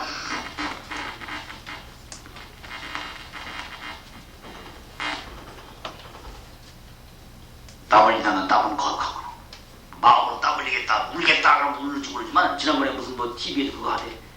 제일 눈물을 빨리 흘리게 뭐 앉은 상태에서 뭐 그런 감정을 생각하면서 눈물이 어떤 여자 충북 청중 어디 여학생이요 금방 보고 얼마 전에 금방 울더라고. 이야 그러나 이건 땀 흘리겠다 하면 마음 먹어. 땀 흘리자 해봐. 땀 나오나 한번 해봐요. 땀 흘리자 마음 먹어. 땀 나오나. 땀을 움직이고 뭘 해야 땀이 나지. 여러분 가만히 있으면 땀 나. 이렇게 움직여야 해야 땀이 나지. 저 지금 이 안에 다 젖었다. 그 땀을 나지. 땀이 무슨 객하고 땀 나는 집에서 가서 막 열창 땀을 막 흘리게 하는 거. 야 그거 뭐, 거룩하잖아요. 아름답잖아요. 배우가 막 그냥 무대에서 막 땀을 팍 모노드라마가 특별히 혼자 하는 거 막 그냥 땀을 흘리는 사람 얼마나 멋있어요. 이야, 거룩하죠. 농부가 김을 매는 막 땀을 뻘뻘 흘리면서 김을 매면 얼마나 거룩해. 밥 먹을 때 그냥 막 땀을 뻘뻘 흘리면서 막 밥을 비벼가지고 막 얼마나 거룩합니까? 이야 거룩하지. 밥을 그냥 젓가락으로 왜 그러니? 밥맛 없어요. 아이고 보기 싫지. 색시가 그냥 밥을 비벼가지고 그냥 땀을 이야 우리 색시 앞으로 소망 있다.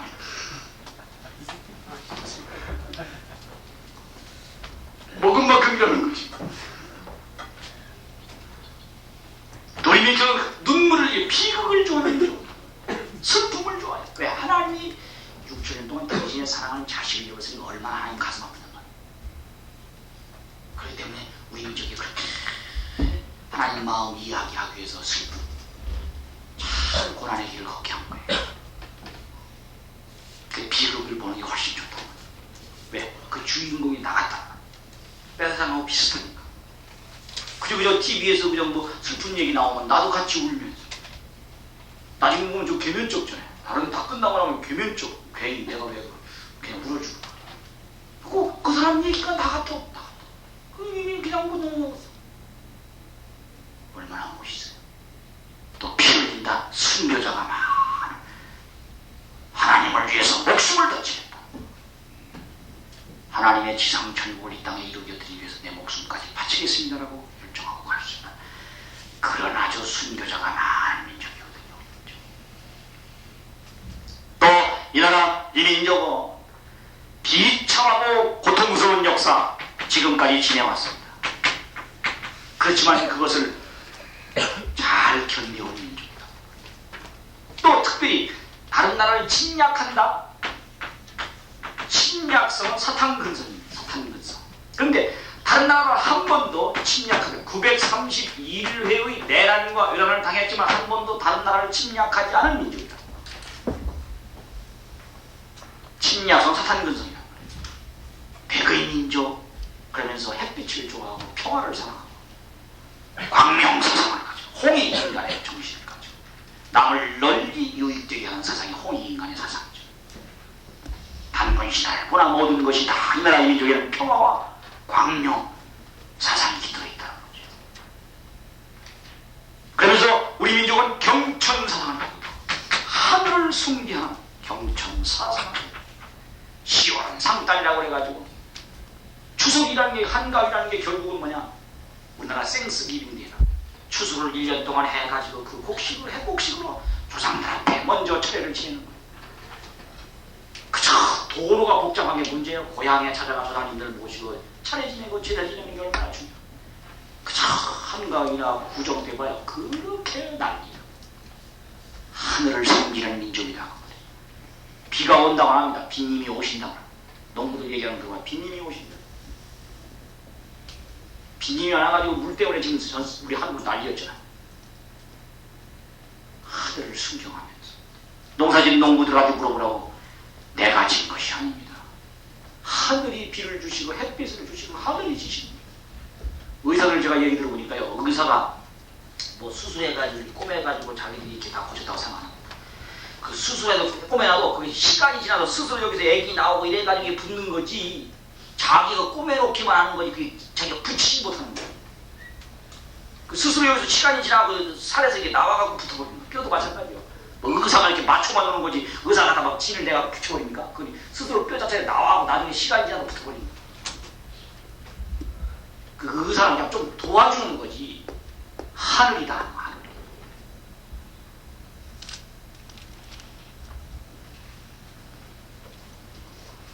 그러면서 이 나라의 민족 충신열사 많죠. 효자여도 많죠. 연려가 많죠. 연려연나이마다 충효열이 넘치는 그런 민족적인 정감을 갖고 있다는 거예요. 이게 다 춘향전이니 효녀 심청이니 이것은 전부 다 작자미상. 그것은 뭐냐면 계시적이다. 우리가 춘향전 효녀 얘기 들을 때마다 그 고전입니다. 아무리 읽어도 지루하지 않고 본받고 싶고, 춘향전 그 들을 때마다 볼 때마다 어쩌면 내가 나는 더 하고 싶고 충성의 마음이 마찬가지. 포은 정문주 선생의 그런 충성스러운 절개 우리도 본받고 싶고 그런 마음을 전부 갖게 됩니다. 오시는 주님은 만왕의 왕으로 오시니까 우리가 그분 앞에 충성을 다해야 되고, 오시는 주님은 아버지 오시니까 그분 앞에 우리가 효를 다해야 되고, 오시는 주님은 남편 오시니 우리는 신부의 입장에서 연려의 정을 다 맞춰야 됩니다. 이런 하나님의 신정의 대상국가 우리 민족이기 때문에 일본도 중국보다도 이 나라의 민족에 주님 오실 수밖에 없는 거다. 또 주님이 오실 이 나라의 민족에는 하나님 그런 예언자의 증거가 있어요. 예언자의 증거가 있어요. 그런데 각 종교의 도주들마다 한국으로 재림한다 그렇게 말하고 있다. 우리 한국이 아주 종교의 백화점처럼 그냥 전 세계 종교가 한국에 와서 전부 뿌리를 내리고 열매를 맺었어요. 인도에서 시작한 그 불교가 우리 한국에서, 중국에 시작한 유교 사상이 한국에서 더 전통적으로 뿌리를 내리고 있다. 기독교가 지금 우리 한국에서 얼마나 새벽 기도하고 이렇게 열심히 합니다. 모든 종교가 우리 한국에서 다 도착합니다. 이 나라에 메시아 사상이 있어요. 그게 바로 정감록 비결에 나타나는 정도령 사상입니다. 원래 보게 되면 정감록 비결이요, 이제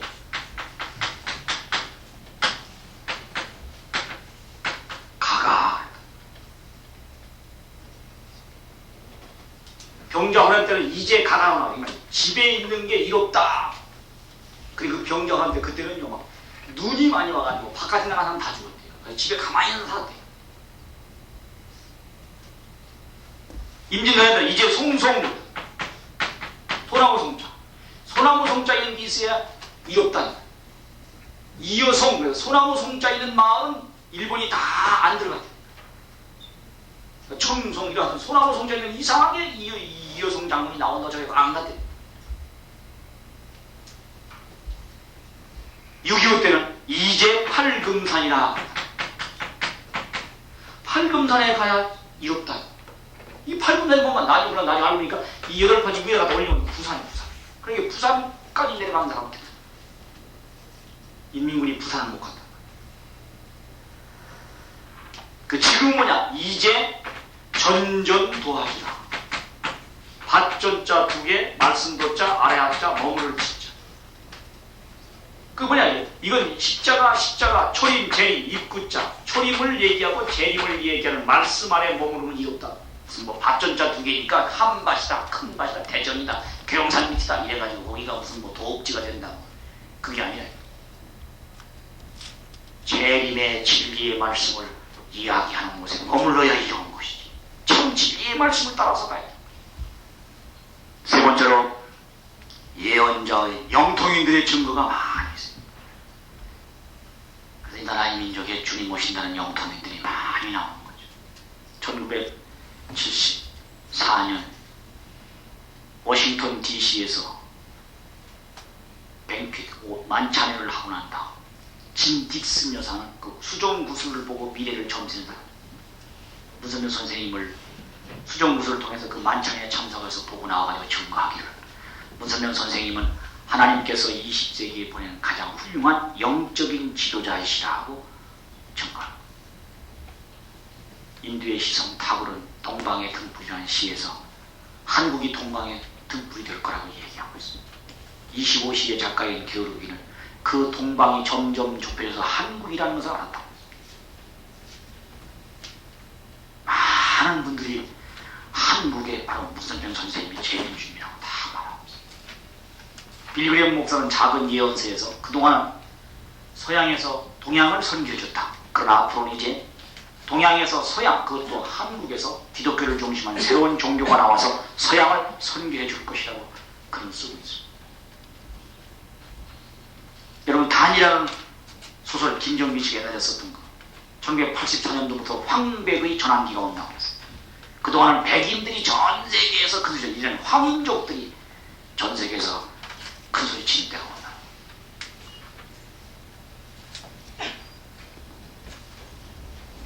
기도해라! 문선명 선생님이 어떤 분이신가? 기도해. 찾아오신 한 분을 모시고 우리가 세계적인 새로운 소망의 뜻을 이루나갑니다. 그것이 바로 다른 나라가 아니고 우리 한반도, 우리 민족에서부터 시작된다. 이런 엄청난 소망이 여기 있다. 주님 오실 그 나라 한반도, 바로 한국은, 동방의 그 나라 한국은 모든 문명이 결실되지 않는다. 원래 타락하지 아니했다면 반도로부터 시작했을 텐데 타락함으로 대륙에서 시작한 대륙 문명은, 이집트를 중심한 대륙 문명이 이베리아, 로마, 그 반도를 중심한 도서 문명으로, 반도 문명으로, 그것이 영국을 중심한 도서 문명으로, 섬나라 문명으로 옮겨갑니다. 그것이 다시 대륙 문명으로 미국과 소련을 중심한, 그것이 다시 도서 문명으로 일본을 중심하고, 그것이 이제는 마지막 어디 반도에서 귀결된다. 그 반도가 바로 우리 한반도잖아요. 그래서 육지의 문명과 태양의 문명을 연결시키는 그런 아주 교양 역할을 하는 곳이다.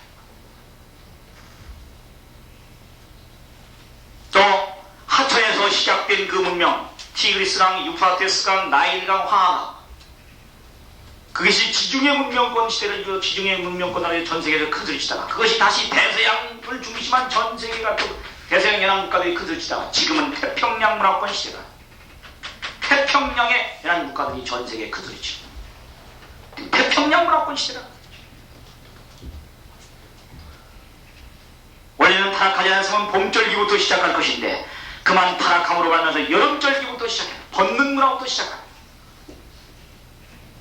그것이 다시 차가운 겨울, 가을절기, 신선한, 선선한 가을절기 양대에서 그것이 추운 한대, 겨울절기, 그것은 마지막이게 어디로 와서 귀결하느냐? 봄절기 문화에 와가지고 귀결한다. 봄절기. 온대지방에서 열을 맺는다. 원래 타락하면서 온대중앙에서 출발해서 열대지방으로, 양대지방으로, 한대지방으로 갈 것인데 타락함으로 그냥 벗는 문화부터 시작한 거다. 그러나 마지막 귀결은 온대지방에서 열을 맺게. 우리나라는 봄, 여름, 가을, 겨울 네 계절이 뚜렷하고 사만사원 모든 기후 조건, 모든 것이 살기에 아주 편안한 아름다운 금수강산이다. 그것은 왜 그러냐? 이 나라의 민족이 전 세계의 중심적인 국가로 서기 위해서. 그래서 우리가 봄, 여름, 가을, 겨울 네 계절을 다 우리가 기후 조건에 살았기 때문에 아무리 더운 열대 지방이 가더라도, 아무리 추운 극지방 가서 우리는 다 살아남는 거예요.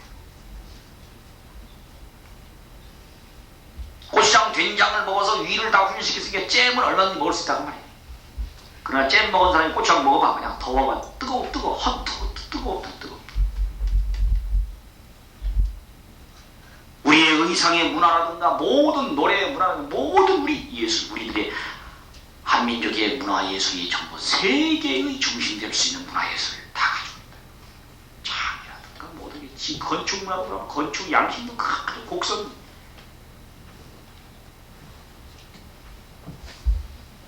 그렇기 때문에 바로 모든 문명이 이 나라 여기에서 결실되는 거. 때에 주님은 이 나라 이 민족에 찾아오셨기 때문에 우리 민족은 소망했어. 다만 찾아오신 주님을 우리가 이거하이 잘 모시고 내 주님으로, 내 참부모님으로, 우리 가정의 참부모님, 우리 민족의 참부모님, 세계 우리 세계, 지금 이 세계의 참부모님 모시고 갈 때 이 세계는 복을 받는 것이고, 그렇지 않게 되면 이스라엘 민족 찾아오신 예수님 십자가에 달려 돌아가시게 만들어서 복이 화로 변한 것처럼 잠깐 이 나라의 민족 화를 받을지도 모른다. 이런 시대적인 사명을 가지고 특별히 우리 대한민국에 태어난 지금 우리 젊은이들 그 자부와 긍지를 가지고 이제부터, 몰랐으면 그러지만 이제부터 우리들의 새로운 사상의 절대적인 마음을 갖고 출발해 가자. 그런 사랑이 여기 지금 여기서 지금 소개되고 있다. 하나의 첫 출발 부분에 불과한 것이죠. 앞으로 시간을 내서 더 깊이 알아보시고 또 이것을 그냥 들은 것을 끝나지 말고 이 길을 내가 꼭 가야 되겠다 결심. 이 길을 가야 된다. 아무리 좋은 것도 내 것으로 만들어야 된다. 이 시간 결심해. 결심을 하면 약속해. 약속. 애기가 태어나면 호적 초본 출생 신고를 해. 좋습니다. 들어보니까 내가 이게 발 놓고 가야 되지. 제가 첫 시간에 저 같은 경우는 한 5분 듣고 그냥 뭐 가겠습니다 하고 지금까지 이렇게 부족하지만 오고 있는데 여러분들은 더 젊은이, 더 배짱 좋고 더 멋있는 분들이잖아요. 야, 들어보나 마나보나 이제 대표가 간다. 그럼 출생신고에 출생신고에 내가 이 길을 가겠습니다. 이 표원서를 내는 거. 출생신고 이제 하는 거. 그리고 이제 한번 변치하고 가야지. 가다가 또 변하면 어떻게 해. 그러면 내가 스스로도 안 변하기 위해서 이따 시간에 그거 이제 같이 오신 분하고 상의해서 출생신고하는 게 뭐이고 물어봐가지고 그리고 이제 가는 그 안에 이 표원서를 쓰고 죽냐 안 쓰고 죽냐가 완전히 다르다는 거예요. 제 친구인 부여사는 분이었는데 그 아버지가 매일 그 형제들하고 얘기해서 그거 쓰지 않고 돌아가시나.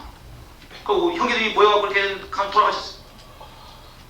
돌아가니 조금 있다가 그냥 눈을 벌떡 일어나. 야, 갈라고 죽어서 갈라고 하니까 뭐 이 폐원서를 뭐 썼냐고 물어본다. 그래 거기 중에서 우리 교회 아마 우리 친구 있거든. 그래 그 자기 형님들 중에 자기 혼자 나. 맨날 아버지 뭐 형님들 얘기하면 말 나든. 그러니까 이제 우리 통일교회 그게 있는데 아버지 그거 쓰실. 그럼 내가 그 사진하고 도장 지금 있으니까 그거 해줘야죠. 예, 그럼 제가 꼭 해서 내가 쓰겠습니다. 써서 이렇게 하니까 알았다. 그런데 또 다시 또 누가 돌아가셔. 돌아가시다 한참 돌아가시다 물고 여기서 저기서 벌떡이 떠지라 벌떡이. 그래서 야 한참 가다 보면 뭐 사람 전도를 몇 명 했냐고 물어본다. 믿음의 아들딸이 있냐고 물어본다. 예, 그것은 자기가 우리 교회를 들어와서 이런 말씀을 전해줄 그 자기를 전도하는 사람 말합니다. 그래 그럼 이 애들 야 이놈들아 니들 다 가. 자기 아들도 큰 놈 작은 놈 다 가라. 이게 아버지가 지금 이루고 하는데 예 가겠습니다. 자 형님 이 표도 쓰겠습니다. 형님 이루고 다. 그럼 아버지가 요 세 형님 다 전도하고 그걸 알았다. 그럼 가고 안 일어나셨어.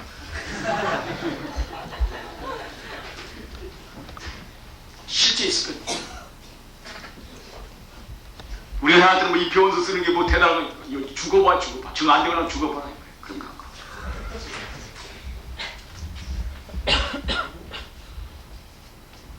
동일교회 이 문턱을 넘어오기 얼마나 힘든 거야.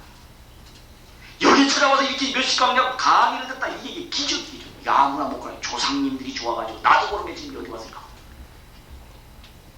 그걸 끝까지 가치 있게 만들어야죠. 그냥 한번 스쳐갈 거예요. 그 인연을 영원한 인연을 붙들어야 돼. 기회 왔을 때 포착을 해서 붙들어야 돼. 내 것을 만들어야 돼. 다시 기회를 나눕니다 이제. 제가 이제 지난번에 얘기했잖아요. 친구 따라 강남 가는 거라니까. 아니 그래서 이제 전도한다고 그 이제 여학생이 딱 있어가지고 춘천여고 그 여학생이 이제 봉이산에서 이제 우리 학생들에게 우리 전도하자고 가가지고서 둘이 있길래 가서 얘기했더니 하나는 가버리고 여학생들에서 내려가더니 강의를 들었어요. 강의 듣고 그 다음날 토요일, 그 다음날 일요일날 그 학생이 여학생이 뭐냐 내일 내 친구 하나 있는데 데리고 와서 데리고 그래. 아 데리고 오라고 그래. 근데 그 다음날 자기 친구를 데리고 왔어. 데리고 와가지고 둘이 같이 나오다가 먼저 데리고 온 놈은 나가버렸어. 영영 안 나오고 뒤에 나온 걔는 전도에서 지금 6,000가정 축복받고 지금 일본 가 살아. 애기 둘 갖고 지금 잘 살고 있어요. 그러니까 자기는 전도해고 자기가 어디 도망가버렸어. 친구를 데려다 놓고 자기는 가버렸어. 그게 친구가 고마운 사람이요, 미운 사람. 자기 오늘 친구 따라, 뭐 오빠 따라, 뭐 언니 따라, 이 귀한 분이야, 이분들이. 내가 어떻게 스스로 몰랐잖아요. 그분들을 다리를 해가지고 이제부터 세계를 날아가는 거지. 뭐 다리가 있어야 뛸 거 아니요. 더군다나 이번 기간 동안 처음 역사적인 일이거든. 이번 토요일이 처음 우리 순전단에서 이렇게 해보는 거야. 이때 2년 된 사람이다. 그럼 앞으로 두고두고 자. 나 그때 96년 몇월 며칠 날 내가 처음으로 1박 2일 동안 밥 잘 먹고 강의 잘 듣고 내가 그때부터 세상을 돼갖고 이렇게 지금 살아가고 있더라. 앞으로 얘기해봐. 이야, 그거 하나 갖고도 이제 전 세계 다니고 나가는 거야. 이야. 2년을 흘러가는 2년으로 하지 마시고 이것을 출발로 해가지고 새로운 인생을 우리 결정하고 우리의 생을 하나님을 중심하고 찾아오신 참 부모님 제인주님을 모시고 살아갈 수 있게 되기를 바랍니다. 기도하겠습니다. 감사하신 하나님 아버지, 참으로 놀라운 소식을 듣게 됐습니다. 저희들 인생이 무엇인지, 역사가 어떻게 된 것인지, 이 나라의 민족이 어떠한 운명에 처해 있는지 알지 못하면서 나름대로 아무렇게나 살아온 벌레 같은 쓰레기만도 못한 무가치한 존재들이었지만 하나님의 귀한 생명의 말씀으로 새롭게 저희들이 가치를 알게 됐습니다. 이제 부족하지만 저희들 가진 것 전체를 다 바쳐 하나님을 참 부모님을 영원히 생명으로 모시고 살겠습니다. 그동안 저희들이 저질렀던 죄악 모든 것 다 용서하시고 하나님께서 바라시는 미래의 참 부모님의 아들과 딸로 하나님의 아들 딸로 영원히 살겠으니 저희들을 받아주시기를 간절히 바랍니다. 지금의 저희들 각자의 모습은 좀 초라하고 보잘것이 없다고 할지라도 저희들을 중심으로 펼쳐질 미래가 있다는 것을 확신하고 새롭게 결단하고 결심할 수 있는 저희로서 축복해 주시옵소서.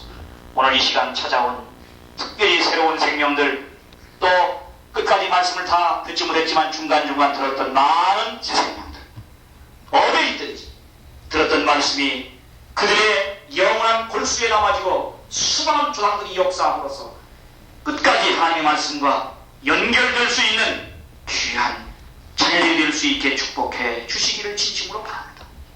오늘을 끝으로 해서 어제 오늘 이렇게 귀한 시간 함께 말씀을 나눌 수 있고 저희들이 새로운 하나님의 뜻을 격의 없이 나눌 수 있도록 인도하신 그 사람을 감사하면서 영원히 우리들의 삶이 더 굳어지고 하늘 앞에 충효를 다하는 참 자녀로 설 수 있는 디딤돌이 될 수 있게 되기를 진심으로 바랍니다.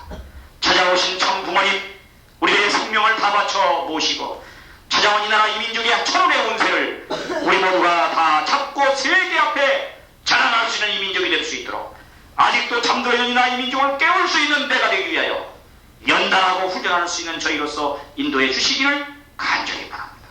특별히 순전단 홈에 남아있는 귀한 당신의 미래의 역군 지도자들을 축복해 주시고 하나님께서 바라시는 모습으로 성장시켜 주시고 연단해서 써주시기를 진심으로 바랍니다.